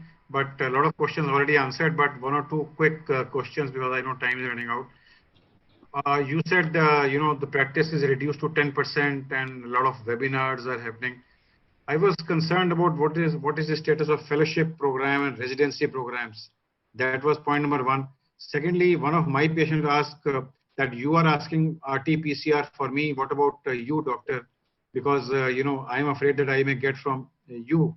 So therefore, have you got it tested for yourself and your staff or not? Okay. So, sorry, what? Oh, your fellowship program. First question was fellowship and residency. Yes. So as I said, once we were into DORSCON Orange, we first had all these teleconferencing. We still continue on CME. Our doctors were all being asked to present as usual, and training was still going on in the clinics, of course, with social distancing. But once we went into circuit breaker, which is from 4th of April, all that was stopped. Okay, because all these doctors have had to be deployed out, right, to the dormitories for screening. Our foreign workers, they've had to run at the expo, right, as doctors attending to a few hundred patients at one time. And so because they're all being deployed out to help the country battle with COVID, really the resident training has been really very, very minimal. Thank you very much, Professor Chi. Professor Lahane sir and Dr. Mahipal sir, would you give your comment, sir? Dr. Mahipal sir? Yes. Professor Lahane? Is Dr. Lahane speaking or should I speak? I don't. You can go ahead. Yeah. Hi, Professor Chi. Nice to see you, and a fascinating talk. And I think day before we also heard Joe talk about the Singapore experience. I think all of us have to prepare, and the guidelines that you people are following and Singapore is following, and I think it's the 4th wave that is happening in Singapore. Now, all of us, as you rightly said, that the practice has fallen to 10%, and the earlier speaker also showed the slide from US that the maximum affected are ophthalmologists, because a lot of our surgeries are elective. I think there will be a lot of things that ophthalmologists will have to brace up to, and I think we have done a survey in India also where people wanting to spend 5 lakh rupees, that's not too much, worth of new equipment were less than 5 to 10%. That means that most of the ophthalmologists would feel that over the next 1 year they will not be making any new investments in buying technology. And I think so far the Indian government has not given any support to the practices or to any MSMEs or SMEs. It's still not been announced, while the Singapore government and the other governments are giving support. So I think the impact would be pretty long felt, whether it be in the way we handle patients, in the way technology development expansion is happening, and also the way, as Dr. Lalit was asking about the teaching for bedside teaching, etc., that also may also be affected in the way we run the conferences. So I think thank you very much. It did a nice presentation that you gave, and all of us actually are, I would say, groping in the dark as to how to move forward in all the countries. So it's nice of all of you to give your experiences, and so that everyone can come to a collective decision. I think. Thank you. Thank you. Thank you. Thank you very much, Professor Chi. And Professor Lahane is here. Lahane sir, please. Unmute sir, unmute please. Good evening, everybody. I think I was just listening Singapore. I really congratulate the Singapore people. They have done very good work, and we must learn good thing from them. India is also trying that with the lockdown and everything. We will also want to follow you. But I should appreciate your efforts, and really I salute your people who are doing very good work from 2003. Thank you. Thank you. Thank you very much, sir. And now we go over to the London experience, the UK experience, and I would like to introduce you to Dr. Shiraz Daya. And Dr. Shiraz Daya is one great gentleman we have from England, and of course he's a British ophthalmologist, and he has founded the Center for Sight in 1996, and his special interest is in stem cell research and sight recovery surgery. Dr. Shiraz Daya is a prolific surgeon, and we have heard him so often, we know him so well. Thank you, sir, for being with us. And if you see the UK experience, from March has been a rise, and that the graph has gone on, and it's been a very, very sad experience. I'm sure all of us do understand it, and despite the best of your efforts, when the first case was detected on the 31st of January, and today with this difficult condition, the condition is still not under control and still fresh cases are coming in. So I would request you, sir, to share with us your experience and the country's experience. And over to you, sir, Dr. Shiraz there. Great, thank you very much. Thank you for inviting me on this symposium. Let me see what, I'll share my screen here. I've learned a lot today. It's very interesting to hear about the experiences, especially the successes in South Korea and, relatively speaking, in Singapore. Can you speak a little closer to the mic, sir? Okay, well, let me do that. You have to make it into slides. So I'll do that, yes. yeah. So, well, for ourselves here in the UK, we basically got caught with our trousers down, as you know, and as illustrated in your images there. So in my presentation, I'll try and answer some of the questions that you put across. And we have to acknowledge an ophthalmologist, as you all know, who really spilled the beans on what was going on and was sadly silenced and later died, apparently from his second infection. So he got reinfected. Or is that really correct, or was it dormant? There are unanswered questions which we've not really discussed that much in this symposium, but I think it'd be useful to bring these topics up in terms of this particular virus. Now, I started thinking about this when I was watching what was happening, especially when COVID-19 hit Italy. This is the first time, so we saw SARS and MERS and so on, but it never really came to Europe. When I just celebrated my 60th birthday. I was traveling to Mexico with my wife, and so this is crazy now. This has actually hit Europe, and because there's a lot of travel between Europe and nobody seemed to be taking it seriously, I really worried that it was going to spread like wildfire. And I wrote this editorial in CRST about what keeps me awake at night. I was going to talk about bilateral simultaneous surgery and refractive lens exchange and high myopes, but I changed tack completely and started talking about COVID. And then we also contributed with Arthur Cummings on what we're doing in the UK, which I'll illustrate. So as has already been mentioned, the first case was reported on the 31st of January 2020. I wonder whether there were cases before that. And this is really from a student and some tourists from Wuhan, China, that were in the UK, in New York. And Britain started contact tracing right away. I mean, they are very well set up for public health, but they kind of relaxed a little bit. So they started off with contact tracing, and there was several cases reported not far from us here on the 6th of February, and they quarantined the first cases and contact traced. And they even tried to track down 2,000 arrivals from Wuhan in the preceding month. But eventually they stopped it. On the 10th of February, they enacted this law to give the government a lot of powers in terms of keeping people locked down and so on. But they still didn't do anything about social distancing. Actually, social distancing is probably a bad word because we're socially communicating right now. It should be physical distancing. And if only they just got people to take precautions, then we might not be in the mess that we're in at the moment. Anyway, the number of cases went up to 23 at the end of February. And again, it doubled by the 15th of March and then was accelerating. And even then, they were not doing anything about it. But they did stop all non-elective surgery to free up beds in the health service. And our chancellor came up with a package of loans and guarantees to businesses to keep them alive for whenever coronavirus and the COVID epidemic would end.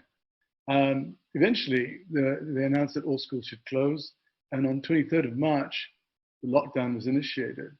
On the 27th of March, they began this project to build Nightingale hospitals around the country. So the Excel Center, which I'm sure you've all been in, at previous ESCRSS, they built a potential for 4,000 beds. I think they only actually got 350 in action, but there is a potential to go up to 4,000 beds with a lot of ventilators as well. I understand it's not being used that much, but it was a precautionary measure. And this is our curve of deaths and also the confirmed cases. Now, confirmed cases are a big issue. We didn't have enough testing, so we probably we've definitely underestimated the number of confirmed cases in the UK. And the death rate is probably the critical one. And again, that has been underestimated because they were mainly reporting death rates in hospitals. We've realized that there are a lot more in the care homes, and our death rate leaped up when these were reported and added to the numbers. So I'll illustrate that in a moment. Anyway, for ophthalmic practice, we stopped doing elective surgery and stopped routine appointments. We only did emergencies, and that was throughout the country. 1 or 2 hospitals that had no general beds continued doing ophthalmology. We started telemedicine, but actually more by phone call than video. Now this is the number of cases, and you can see that although we've got new cases, they have sort of dropped. That big spike at the end there was the reported with the addition of care home deaths that had accumulated over time. This is not reflective of a sudden leap in number of cases in one day. This again is reflective. We were very encouraged a few days ago when the reported deaths went down to 360. We thought, wow, we really are past it. But I believe that we've gone past the peak and we're heading downwards. And the Prime Minister yesterday indicated that lockdown would ease up in time. So in terms of ophthalmic practice, basically, dividing this all up into phases, there's the immediate action, which all of you also practice. There's an issue of survival and resilience, and that really does matter. I'm in 100% private practice, and that is a big problem. The health service has its own means of funding, and everybody in the health service does get a paycheck. In the private sector, we don't. The return to work is actually quite a big issue, which you've already discussed amongst other speakers. And, how do we plan to do this and get going? And will the numbers be the same? And we've had some interesting reactions from patients. Generally speaking, they don't want to go to many hospitals. They'd rather come to organizations like ours. And the trouble is we can't cope with large numbers if we have to take on new measures for the so-called new normal. So what do? Well, we communicate with our patients. We only did emergencies, so I would only do 1 session a week of seeing patients who really required care. We dealt with inquiries, reading inquiries all the time over the telephone.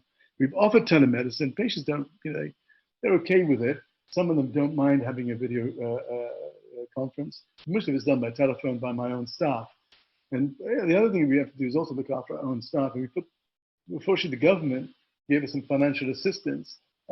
It's still yet to come through, but they have guaranteed 80% of salaries up to £2,500, inclusive of pensions and national insurance. So we put more than half our staff on furlough. We have a skeleton crew, mainly our managers who are working at the moment. They're doing a fine job of keeping everything going.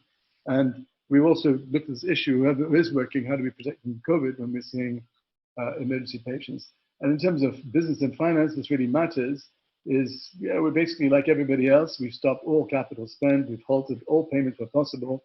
We've negotiated with our vendors to delay things, and we're trying to capture as much cash as we can. What we have done is use the lockdown period to look at our processes and make ourselves into a lean, mean machine. We've fortunately been able to get a loan mortgage and a loan holiday and a mortgage holiday. Rental reductions are a big problem everywhere. The landlords are a bit greedy and they really couldn't care less. Fortunately, we're in a different position, but I know a lot of my colleagues really are having some difficulty. And we're for our own purposes, we've cancelled all unnecessary services to the organization. So we're making ourselves leaner. We've actually enhanced a portal that we have, which has saved us an awful lot of money. We're dealing with a group in India who've designed this, and we're now in phase 6 of it. And we expect to be able to be a lot more efficient once we start up again in the next couple of weeks, we're hopeful. So in terms of detailed planning, this is the return to work. Well, we need to mobilize our staff again, so get them off furlough. They're a bit rusty. There's new ways of working now, and how we're going to be seeing patients, how they must protect themselves. A lot of the measures that have already been discussed, we're going to be doing as well. And then we need to scale our business activity as quickly as possible to make up for for what we've lost and monitor these activities.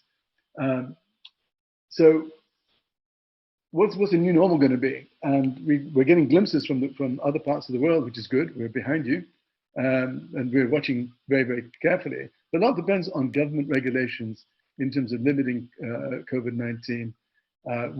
We ourselves are going to partition our clinic environment. We're trying to keep patients in the organization for as minimum time as possible, where the PPE requirements are very similar to what has already been stated. N95 masks for all clinical staff. Every patient that comes in will get their temperature checked, and they'll also wear a 3-ply mask. And they'll also be asked questions about whether they've had any symptoms or not. And they'll be forced to use hand gel before they sign in and so on. But we will have to reduce the number of patients that we see. It's not possible to see the same sort of volume and keep the place clean and keep the air ventilation system active as well. We're looking at ventilation systems to extract air from rooms, regular rooms. The operating theaters are fine to a point, but wherever you've got a patient's head, if they are in any way infected, there's a high viral particle load right around them, and that can be quite hazardous for us. The question as to whether phacoemulsification and vitrectomy is an aerosol generating procedure is controversial, and I've asked colleagues at St. Thomas's to do some experiments using fluorescein to see if this really is the case, because I think it may be overkill, and it also depends on how much aerosolization, how far it transmits as well, and can that be perhaps captured from a plume extraction device? Does it really require us to be fully kitted out to the same level as perhaps an ICU, which is what some people are saying? Personally, I believe that's overkill, but we do need to protect ourselves and our staff and our patients. Well, whatever the case is, we're happily prepared to change. And essentially, what we do know is we don't know enough, and we're certainly going to learn a lot going forward. What I have to say from my own point of view, it is scary. There's a disproportionate number of Black, Asian, and minority groups that have died in the UK overall, and certainly amongst healthcare workers. There's more than, I think it's about 60% of health workers that have died are of minorities, and a good number of them are Filipinos. And as you know, they man our health service in a major way, very hardworking group of people. And it's unclear as to why they're disproportionately affected. Is it something simple like a vitamin D problem? Who knows? Is it genetics? It seems unusual, isn't it, where you've got people who are genetically different in different parts of the world being affected differently. So these are unanswered questions, and there's a lot for us to scratch our heads over and try and figure out what exactly is taking place. Thank you for listening. Thank you very much, Raz, and it's been a very, very wonderful experience that you've shared with us, because India also shares the same concerns, and that is the under-testing that is happening in our country, and possibly the under-reporting of mortality as well. So over to you, Dr. Chitra, and for questions to Dr. Shaz. That was a lovely presentation, Dr. Shiraz, and lot of truthful introspections. But what do you feel? Like you started off wrong, like this concept of herd immunity, and which is probably the only way the whole population is going to survive finally. But you lost a lot of lives in your country. We might be losing too in spite of being careful.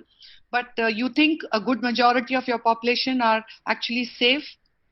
That herd immunity is there because there has not been much of restriction at all. No, well, we've been on the lockdown for, this is our 6th week now coming up.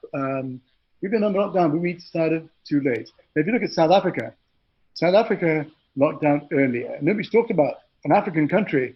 I've had a lot of discussions with a childhood friend of mine who's a professor at St. George's, and he's now very quickly had to become a COVID expert and has been working with NoLogic and some of the companies developing testing.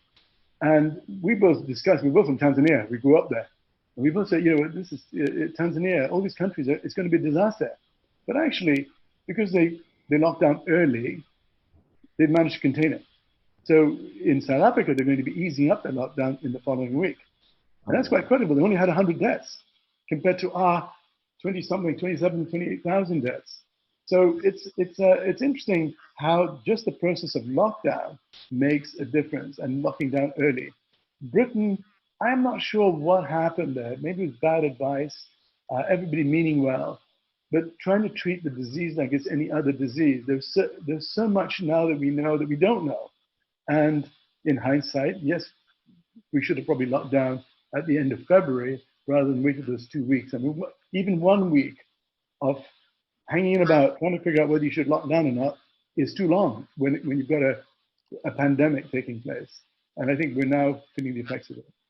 But the good news is it's coming down now, which is great. Yes. Dr. Lalit Verma, sir, and then Dr. Debashish Bhattacharya. Dr. Shiraz, very nice and lucid presentation. You mentioned about telemedicine, and you see telemedicine, whether in COVID era or post-COVID era, may become a new norm for all of us also. And our society, All India Ophthalmic Society, is also developing a software for telemedicine. My concern, because this is a very emotional moment at this moment, you see if whether consultation fee, what have you started charging? Because you see, patient may feel that you are being greedy at this moment when they are suffering, and especially for new patients, because it's difficult to give opinion in a new patient on a telemedicine portal. For an old patient or a post-op follow-up, it may be a little easier, but for a new patient, one is this, second is, are these paid or free? So I have the same concerns as yourself, and we're now putting in the process in place. I've only done one telemedicine consultation so far, and that was to a follow-up. The new patients, yes, we intend to charge them, and most of our follow-up patients are package pricing, so we include the follow-up within the surgical fee. If they decided to have laser eye surgery or refractive lens exchange during that follow-up period, it's every visit that they need is taken care of. So we don't charge for those. But for any new patients, yes, we need to charge. And the charge is it's minimal because we're not doing enough. We're not doing any testing. We get them to do a vision test. We get them to check their eyeball. And if there's an anterior eye problem, we ask them to take a photograph of their eye. But what's interesting is that they've really not grabbed it in any major way. They're not enthusiastic about it. And because it's a question of livelihood for doctors also. It is. Doctors' earnings are also going down. It is, but the question is, when are we going to go back to work? And in the process of trying to earn a living, are we going to harm our reputations? We need to support our existing patients. Yeah. The new patients, can they wait for their LASIK consultations and the refractive lens exchange consultations? Yes, they can. I don't see any benefit in doing this on telemedicine in any major aggressive way. Now, I know in the United States, there are some people who talk about 10 doctors doing 10 consultations every day and booking in patients. But I think it's a different mindset. In Britain, we're a bit more conservative, and we have to be sensitive to the issues that are taking place around them right now. And we're also in private practice, like most of you are in India as well. The drivers are different. So I also work for Center for Sight, but Center for Sight is in India, and our Maipal is here, and he's our chairman, and he is very keen to develop. He's president of AIUS also. He is very keen to develop a telemedicine portal for the entire country. I would like his comments also. Yeah, Dr. Debashish Bhattacharya, and then Dr. Dhami, and then Dr. Maipal, sir.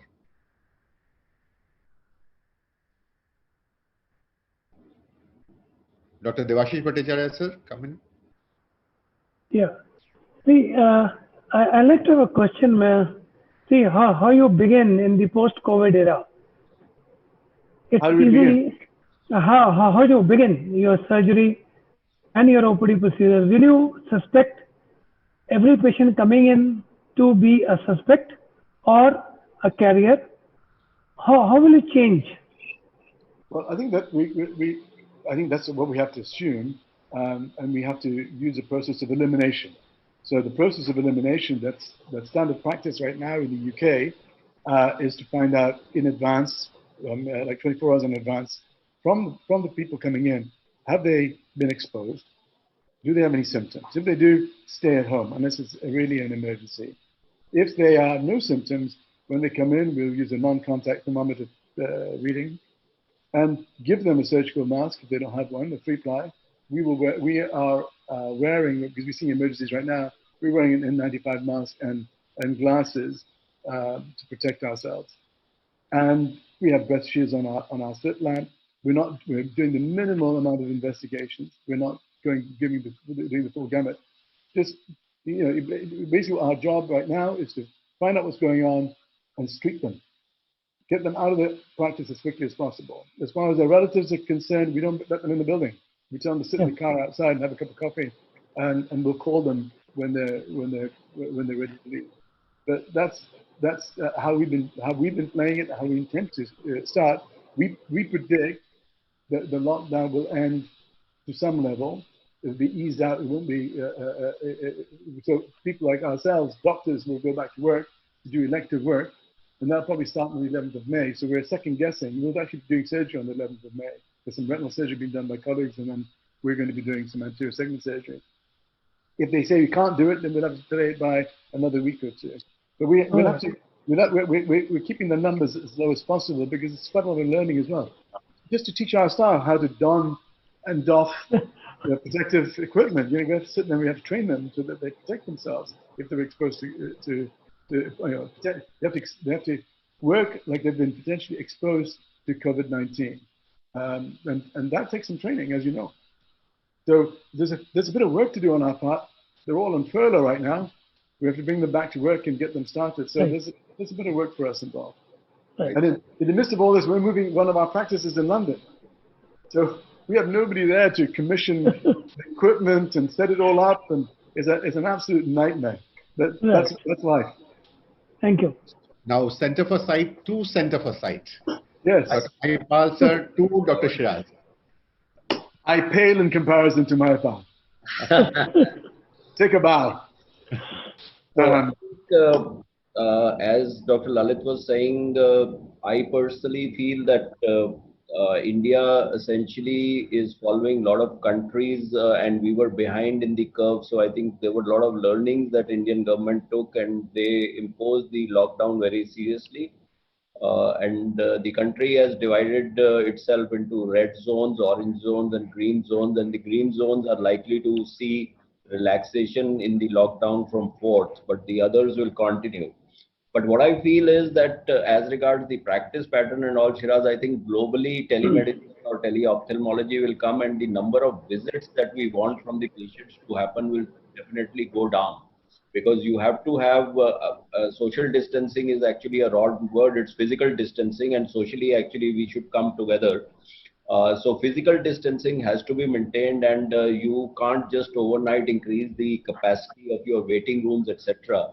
So you'll have to kind of space out your patients, and as you space out your patients, you will also have to decrease the frequency of the visits that are going to come to the patients, and maybe make the patients wait in the cars rather than come into the waiting room and come as per their times.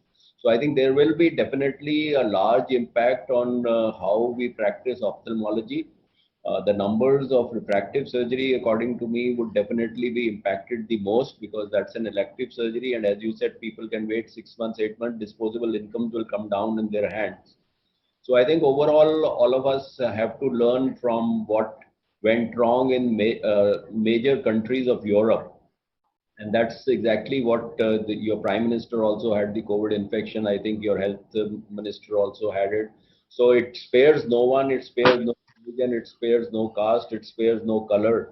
So that is something that we have to all fight unitedly.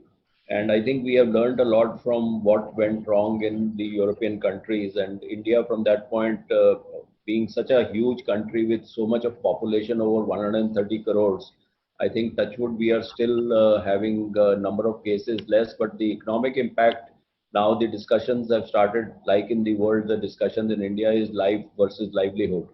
So as things stand today, we are still trying to preserve lives. And as today there was a WhatsApp of Jack Ma that if in the year 2020 you just are able to stay afloat, that means that you have won the battle and you have saved your lives. That's the profit for you.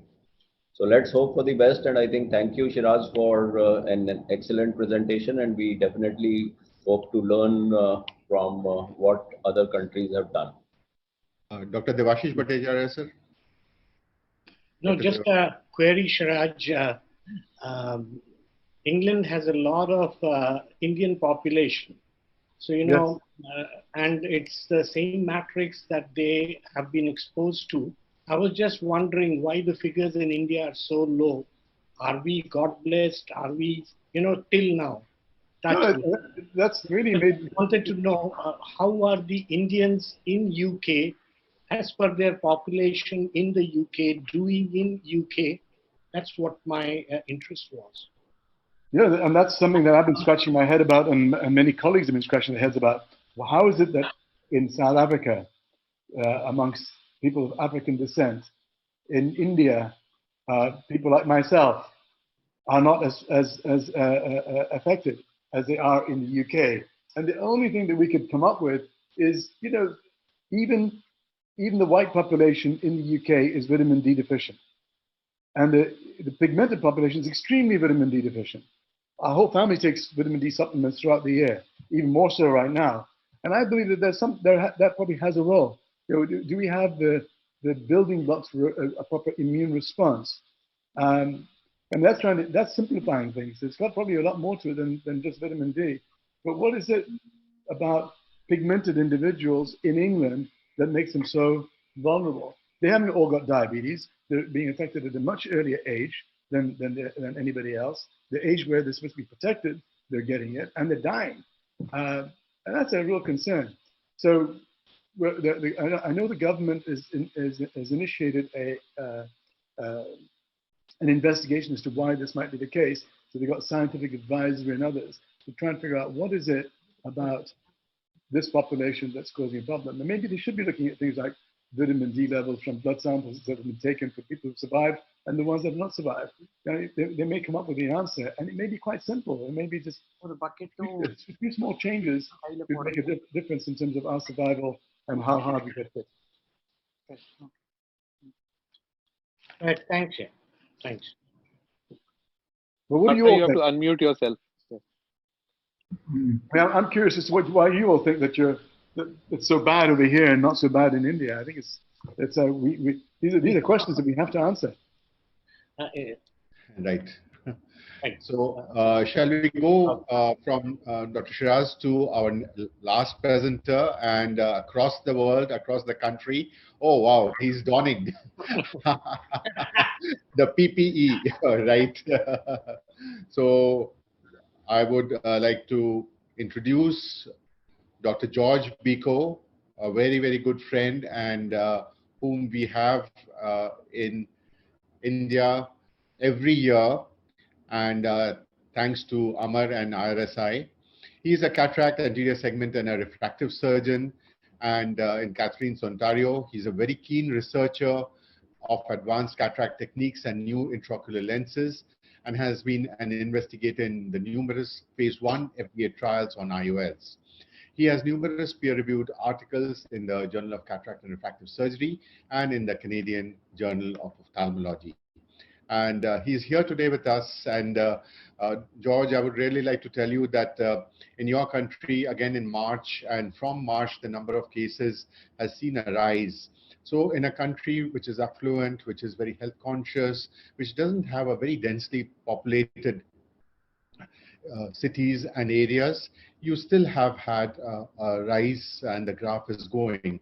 So, and also the very difficult circumstance in which the Prime Minister's wife also got infected, which was a very sad incident. And how have you in your country taken this? The first case was detected on the 25th of January. And today it's a difficult situation still and not very much under control, which with fresh cases coming in. So over to you, George.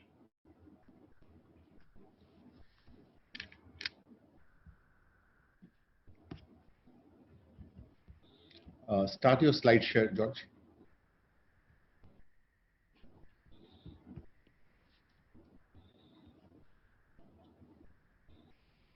Okay, are we on? Hello? So can you see my yes, my we can hear you, George. Yes, Perfect. yes.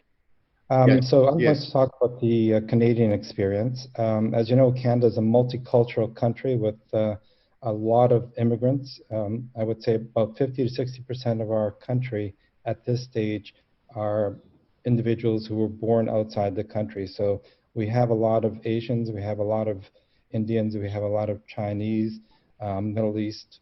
And so our experience probably may be painted by this population.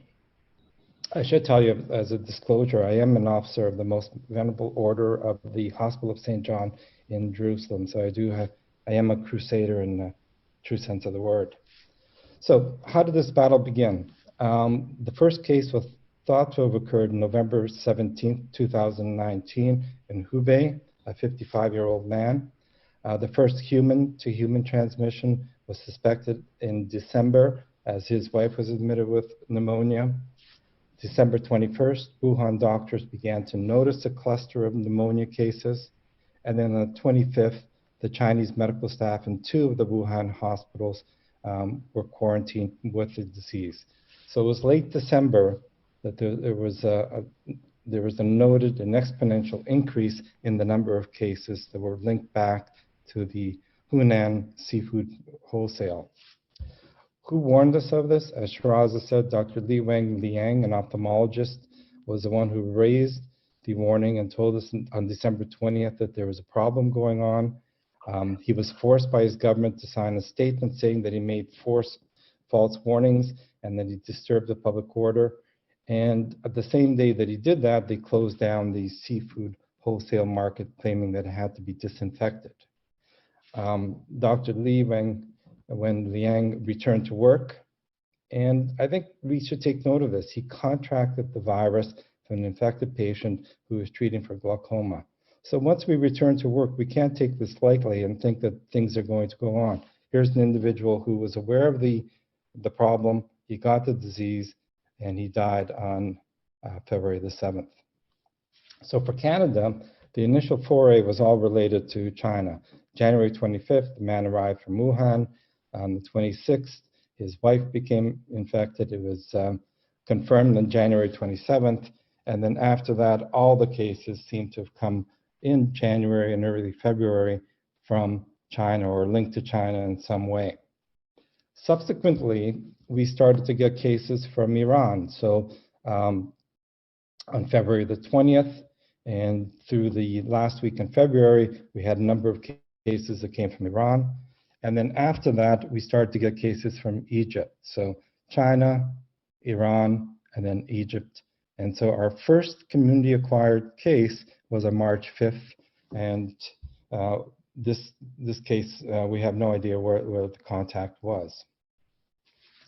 So when do we start preparing for this and starting to raise our bulwarks? Well, on January 17th, the Canadian government implemented signage in the airports, raising awareness, and also added a health screening question to the electronic kiosks. January 22nd, a travel advisory was sent out saying non-essential travel to China should be stopped, and also a regional advisory to Hubei province.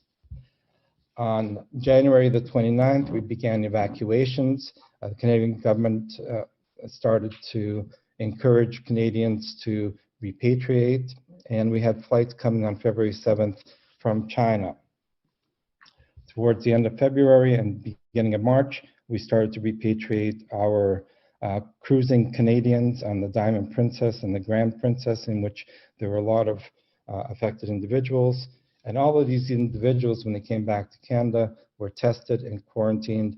And the affected people were quarantined. The people who weren't affected were put on self-isolation. On March 12th, as mentioned, our Prime Minister's wife returned from England and was noted to be positive and went into self-isolation. So since then, we've been under siege. March 12th, the publicly funded schools were closed initially until April the 5th. And on March 13th, travelers who were returning from abroad were advised to self-isolate for at least 14 days.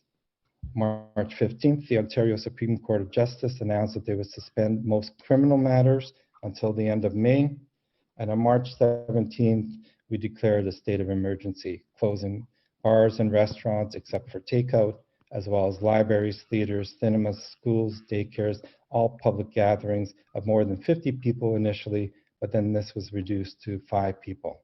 And this is to be reviewed on March 12th, or May 12th. On the 24th, all non-essential businesses were closed.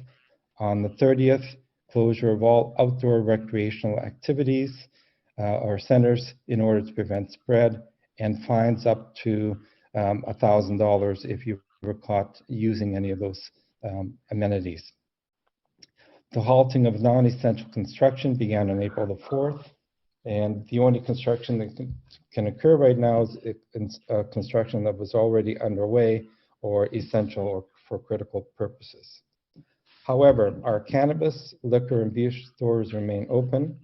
Our schools, universities continue to be closed, and they have remote learning in place for most schools and universities. Interestingly enough, the government has stated that for the purposes of school, so up to grade 12, the students up until whatever the grade was up until March 17th would be maintained. If they could improve on their grade, that would be recorded. If their grade fell below the level that they had at that time, that would now be reflected in their final grade.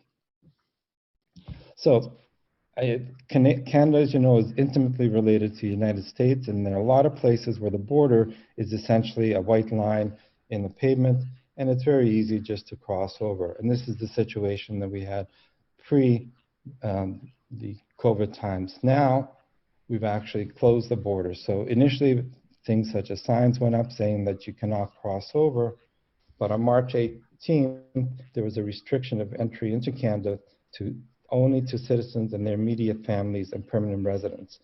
US citizens are banned from coming across, and we are banned from going over there. The only people who are allowed to cross now are truck drivers and people who are bringing goods.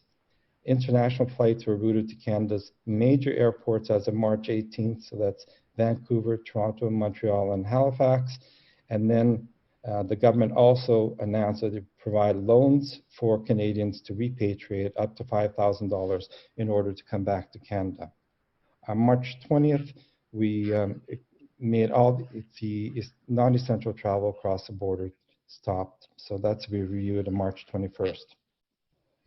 In terms of medicine, as all of you are aware or doing, we're under lockdown. So as of March 14th, all travelers, including doctors returning from abroad, were told to self-isolate for 14 days. And as of March 16th, all elective surgery and medical offices were closed. So we've been essentially closed for the past 6 weeks. We are only to see emergency patients and continued care by telephone or telehealth. So what are emergency cases? Well, the Canadian Ophthalmological Society on March 20th published this list. Trauma is an emergency case. Any emergency surgery for vision-threatening conditions. For anterior segment, that's corneal perforation. For glaucoma, it's glaucoma that's uncontrolled and at significant risk of visual field loss, blood leak, device exposure, or hypotony. For retina, retinal detachment, endophthalmitis, dropped nucleus, scleral buccal extrusion, and drainage of choroidal hemorrhage. Notice PVD is not on there. Notice retinal tears are not on there. As far as the Retina Society is concerned, if you have a retinal detachment that needs to be treated, retinal tears, so examination of patients for retinal tears is not an emergency. For pediatrics, RP treatment, and for oculoplastics, cancer-related care. Interestingly, our main focus now is on our long-term care facilities. As of April 10th, we had 69 facilities that were affected. On April 13th, we noted that at least half of the deaths are related to these nursing homes and long-term care. And the factors are thought to be the communal living spaces and staff being transferred amongst multiple facilities. So a lot of these care facilities have personal support workers who are Filipino or Asian, and these tend to work in different facilities. On April 18th, the situation is so dire that Quebec called the military in to help. And now in Ontario, as of April 22nd, we also have the military involved with the long-term care facilities. So as Canadians, how have we done? Well, if we look at the total number of cases in Canada, we have about 51,600 compared to the 3.2 million worldwide. And you can see that that curve is starting to level out. If we look at daily new cases, we really haven't changed too much over the past month. We have approximately 1,600 cases per day. And again, that's happening in the world. If we look at deaths, we're running at about 150 deaths per day. And that's, again, has leveled out for the past 2 or 3 weeks, but certainly is not coming down. And that seems to be the same case that's happening in the world. And the total deaths were at about 3,000 at this stage for a country of 36 million. And again, the total deaths for the world seems to be leveling out. So if we look at this graph, which I think is significant for me, looking at deaths per million population, and we look at the countries that are severely affected, we see that the deaths are running around 400 to 500 per million population. The USA is running at around 200. Canada's running around 80, so we're somewhere in the middle of the pack, but the world situation is at about 30. So the current strategy seems to have enabled us to achieve the deadline with not necessarily the victory outcome. Tiny filter paper strips we actually put into your eye to measure the amount of tears. So it gives an objective reading as to how much tears actually your eyes are producing. I'm not sure who's breaking in there on top of us, but I think what we're doing right now is we have to understand that we're trying to hold this disease at bay. We're not treating it. Who is this Maitri? Can take out Maitri or mute her? A lot of machines now available. Yeah. Thank you. So Professor Alio has made a very important point, and that is, when are we ready to accept a certain level of death? Because once we start going back into normal function, this virus will again start to spread through the community. The Matterhorn in Switzerland now, what they're doing is they're putting the flags of various countries on the Matterhorn. A Canadian flag was put up recently, but the Matterhorn represents strength and stability, and as a society, we must stand together, be anchored, and battle the pandemic until it's overcome. Until we have a treatment and until we have a way of preventing this disease from causing death, I think we have to be reticent in our desire to come back to normal functioning. Thank you, and keep healthy. Thank you very much, George, and it's an excellent way in which you have taken us through the conditions of your country and how your country has dealt with it. Dr. Ajay, Paul, your questions to Dr. George, please. Thank you, Dr. George. Well, you have actually elaborated how, you have accepted how things have changed, and there is an uncanny resemblance with the way things George, have gone can you stop in your your country. slide share? Hello? The slide share, if you can stop. Slide share. Can we put off this slide share?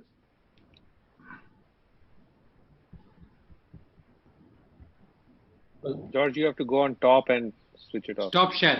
Top of the screen, you have to go and stop sharing. Yeah. There we go. Okay. My apologies. Thank you very much. So the changes that has taken in our country is almost similar to the ones that uncanny resemblance what we have in our country. Now, I think almost everything has been covered, but there are some questions from the viewers. Now, phaco versus SICS, as you know, in India, is phaco harmful for, is it the aerosol producing? Is there any proof for that? Number two is the same thing, whether we can start, when can we start LASIK, or there are questions from the viewers, is it 6 months, 1 year? And the second question is, in a country like India, where there is a lot of community work we do, we need a vast population. I mean, if we keep postponing this for 6 months and 1 year and all, how soon can we come back? And any other way, any other model where we can go to the community and serve those at the same time, save ourselves from the disease? There are two questions, two parts of it. So I think rather than being very specific in my answer, I think I'd like to go back and say, again, life rather than, than anything else is most important. I think we've been lulled into a false sense of security with our self-isolation and our social distancing, because we see these numbers drop. And we feel that, we're inherently sort of optimistic and think that as these numbers drop, that means it's safe to go out and do things. Can I give you the analogy that it's like somebody who plays Russian roulette? When you put that gun aside, of course, nothing's going to happen, and it feels like, oh yes, I can go back and do things. But as soon as you start working, you're basically taking your gun and you're playing Russian roulette again. And I think individually, we'll all have to decide when we're willing to take that risk. It's not a risk that we're taking for ourselves. It's a risk that we're taking for our staff. It's a risk that we're taking for our patients. Every patient who comes in can leave that virus in your office, and the next patient who comes in can get it. So the measures that we have in place, whether they're masks, whether they're ventilation, whether they're shields, are there to try and limit the risk, but they don't eliminate it. And we have to decide as a society at what level are we willing to accept death in order to continue to go back to work. So the measures that we have right now have been put in place in order to allow us to effectively deal with the onslaught of the cases. So by staying home, we're limiting the number of cases and not overwhelming our healthcare system. Once we start going back to normal, we're going to start seeing those cases rise again, and then we'll have to decide what to do with them. I know it's hard for us because we're all very driven and we're all A-type personalities and we all want to get back. We're also very interested in treating our patients, and we went into medicine because we wanted to help our fellow man. But I think we need to reconsider and seriously think about at what stage the healthcare that we provide is a benefit to the patient and not putting them at risk. So when you ask me about things such as phaco emulsification, again, what you're willing to say is, I'm willing to take my gun and take a shot, but I think the risk is probably fairly low with phaco emulsification. But is there a risk that that patient may give that condition to other patients in the hospital? There is, and then we're looking at doing testing, we're looking at doing antibody testing, and that gives you some degree of confidence, but it's not 100%. Thank you very much. And Dr. Mahipal has to leave, so I would request Dr. Mahipal as President AIOS to give a final brief overview of what the international faculty have told us, what we have learned, and what we learned from our own country. Thank you very much. We will have Dr. Devashish Bhattacharya, Dr. Natarajan, and Dr. Namrata also to speak. Thank you very much, Dr. Partha. I think the faculty, all international faculty, have given a great perspective as to how their countries have dealt with things and how we have to move on. Obviously, there is still a lot to be said regards Corona, and now, as people are saying, there's going to be something like AC and BC, that's after Corona and before Corona. So instead of, so one really doesn't know, because it's really going to have a major impact. That's my thought process. It's just dawning on us as to how we have to look at these things. You had drugs coming up, hydroxychloroquine, now remdesivir is coming in. So still, it is just to reduce the load. As such, we are still not there as regards treatment, nor are we there as regards vaccine. The trials have started, so ultimately we'll have to live and survive along with Corona for a couple of more months, and with the economic depression for maybe a year or more. And what is very, very important is that safety of the patient and safety of the doctors and the staff has to be maintained. And it will only be as we develop more and more knowledge about this virus that we'll be able to kind of come to grips with it. There was earlier a thought process that India will maybe milder because of the summers or the heat being there. Maybe it's still one of the factors, and then it came that the virus needs to go up to 60-70 degrees Celsius to kill the virus. One study that said 90 degrees. So we really know very little, and then obviously there is the controversy whether it's a mutated or a man-made virus. So that's also something one doesn't know. But I think the international faculty, I wish to thank them on behalf of AIOS, and you can continue from the morbidities of COVID. I need to go to something more exciting and I think more lively. That's the Sangeet Setu. So I think I'll wish you all stay healthy, stay safe, and thank you very much for participating. And thanks Partha and everybody else to put up this show. Thank you very much, and stay safe, stay healthy, and stay strong. And we'll meet soon, and we'll obviously we hope to bring down this social distancing, as we are saying, and we can have the beer hugs that we used to have earlier. Thank you. Thank you, sir. When is the physical meeting, Mahipal? Physical meeting. Thank you. Thank you, Mahipal. Thank you. Dr. Debashish Bhattacharya, sir. Hi, George. It's been very interesting listening to the Canadian situation, and you very nicely put things together. Again, the same question to you, George.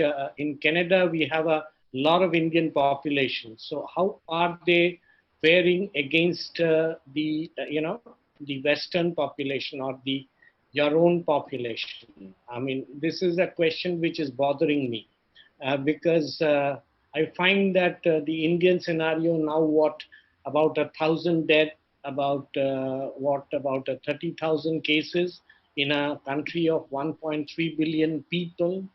I think that's what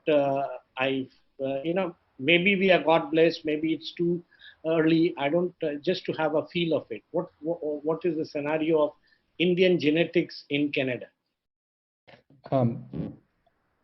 Prior to this teleconference that we had, the webinar, I wasn't really aware that there was a significant difference in the population in Canada.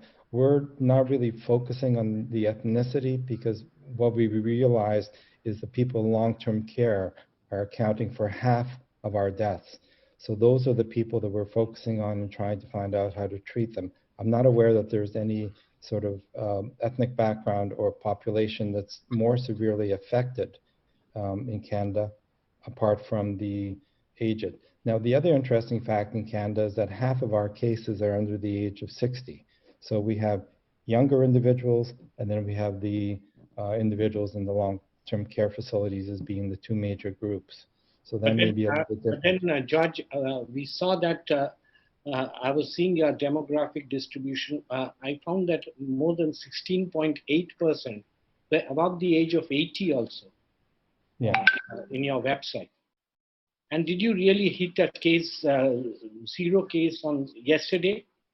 Was no. It, I don't know. I saw it on your website. It was just the way that the statistics came out. Yeah. No, we didn't get zero. Okay. Thank you very much. Wish you all the best, and let Canada be fit and back as early as possible. So that's that's the. We have Dr. Natarajan with us here. Dr. Natarajan, sir. Before we go to Dr. Ramamurthy and Dr. Namrata, Dr. Namrata, are you there? Before we go to Dr. Ramamurthy, anybody has a short and a sweet comment? Yeah, I mean, I just wanted to ask, Partho, can I ask? Yes, please. See, I just have a quick question for George Baiko. See, when the COVID situation sort of broke in, the pandemic started, we saw a very viral video from one lady, Canadian Prime Minister's wife. I think Partho had put up that picture too. Was it really the Canadian Prime Minister's wife, or was it somebody, was it a fake video, or it was a correct video? I'm not sure what video you're talking about, but the Prime Minister's wife did come back and did test positive. And so the Prime Minister and his family self-isolated. They stayed in the official residence, and he would come out every morning and and he still is, making announcements from a distance at a podium at his home. But which video are you referring to? I think that was shown by Partho also, isn't it? Yeah. One of your talks. And yes. Yeah. And George also showed it, actually. Yeah. Yeah. Any other sweet comments? Any other quick comments? Yeah, I have a quick one, Partha. Small comment. You see, Canada is in a partial lockdown in Canada. You see, like some industries are working. Even liquor and beer shops are open. India, there is a complete lockdown. No liquor, no beer. That is an encouraging sign. Mohan, yes. Can you add to that?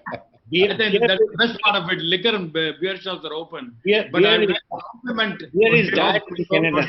Question is for Canada, not for Indians. Beer is diet. Beer is diet in Canada, right? Rajesh, anything to quickly say? I'd like to just compliment George Baiko for the wonderful, brilliant presentation. George, really fantastic. And we'll be missing you because we see you every maybe 3 months, either some part of the world, either in India or outside. Yeah, in fact, that was my question to George. When do you plan to come to India next? Whenever you provide more regular to Indian conferences than any other average Indian ophthalmologist. Well, actually, Mohan, I missed our celebration of your birthday. I believe it's around this time, is it not? And we have our vegetarian meals together. Absolutely. Yeah, we will.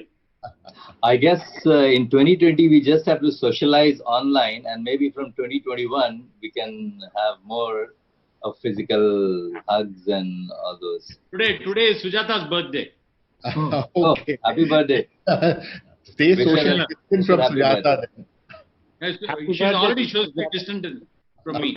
Dr. Mohan, you are mistaken. It's Deepika's birthday today. Dr. Raj, your final comment, sir? Both Sujata and Deepika are away from me now. I think we should congratulate Partho for an excellent collection of people from all across the globe. Yes. More than 2 hours, 3 hours, he had all of us glued on the chairs, and all credit goes to him for devising such a nice program. Thank you very much. Cheers for Partho. Three cheers, hip hip hooray. As well as for IRSI, Gaurav is presenting, Amar is there, but Gaurav and Dhami are there. Yes. Any comments, final comments from you, sir? Yeah, I think now it's more become a private conversation.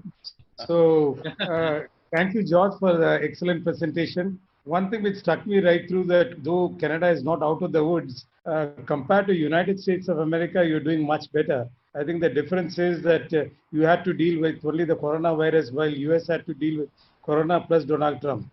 And I think it's ironical that he came into his presidency talking about building a wall between Mexico and the United States, and now towards the end of his term, Canada wants to build a wall between US and Canada. But on a more serious note, I feel that what came out of this entire series of presentations is that though we have a global problem, the solutions have to be local. And essentially, what transpired in Japan, in Canada, or in Korea is not directly that's transferable to India. And this applies even to different segments of Indian population. Like we have the red, orange, and green zones, and what's applicable to each of us might be quite different. Ras was said that if you're going through hell, we just keep going. So I'm sure there'll be a light at the end of the tunnel, and we just have to see how quickly we reach there. And obviously, right now, all our focus is towards preserving life, and we need to do whatever it takes. But then at the end of it, we have a we are paying a great economic price at all levels of the society, from those owning the hospitals to working in hospitals to our migrant laborers, etc. So we have learnt a lot today and in so many other webinars. And I think we have to put into practice what all we have learned. And only time will tell as to how quickly we come through. We're all looking forward to when the new normal, whether even if you call it new normal, and when we can all get together physically, we can get back to our work and practice what we really love. Thank you so much. Thank you, sir. Last comment, Devashish sir, last comment. Yeah, I think Partho can't thank you anymore for having a world perspective, especially from our friends we know across the world. And it's a very strong message that comes from all our friends all over the globe. We were all on the edge of our seats to get back to work, the lockdown being kind of lifted on the 3rd of May. But one thing that I learned today is, no, this is not to be. And it's not going to be, that we can just start our clinics and start our operations. So this is a big message, I think, for the entire members of AIOS. And of course, I thank IRSI to be a part of this. And this is the big message that I got today. And that's what I wanted to share, because we can't be sitting on the edge of our seats as to when we can get back into our practice and our clinics and start operating. We have to take it slow. We have to be very cautious. This is the take home. And we were also wondering, because the Indian numbers are so small, we at times were criticizing, what is the bloody government doing? But when you hear the entire perspective of the world, you probably understand that probably the government is doing something which is being done world over. So, I mean, it's not something that's happening new to us. So that's the two messages, clear messages that have come to me attending this wonderful court-martial. Thank you, Partho, and the entire Thank you very much, sir. Thank you very much for your presence. I thank all the faculty for spending these 2.5 hours with us. I thank the viewers for spending the time with us, and I thank AIOS and IRSI. But most I thank Dr. Amar Agarwal for his wonderful help in organizing this whole event, and it would not have been possible unless if Amar had not chipped in and helped with so many of the faculty from the international world. So thank you very much, and see you once again.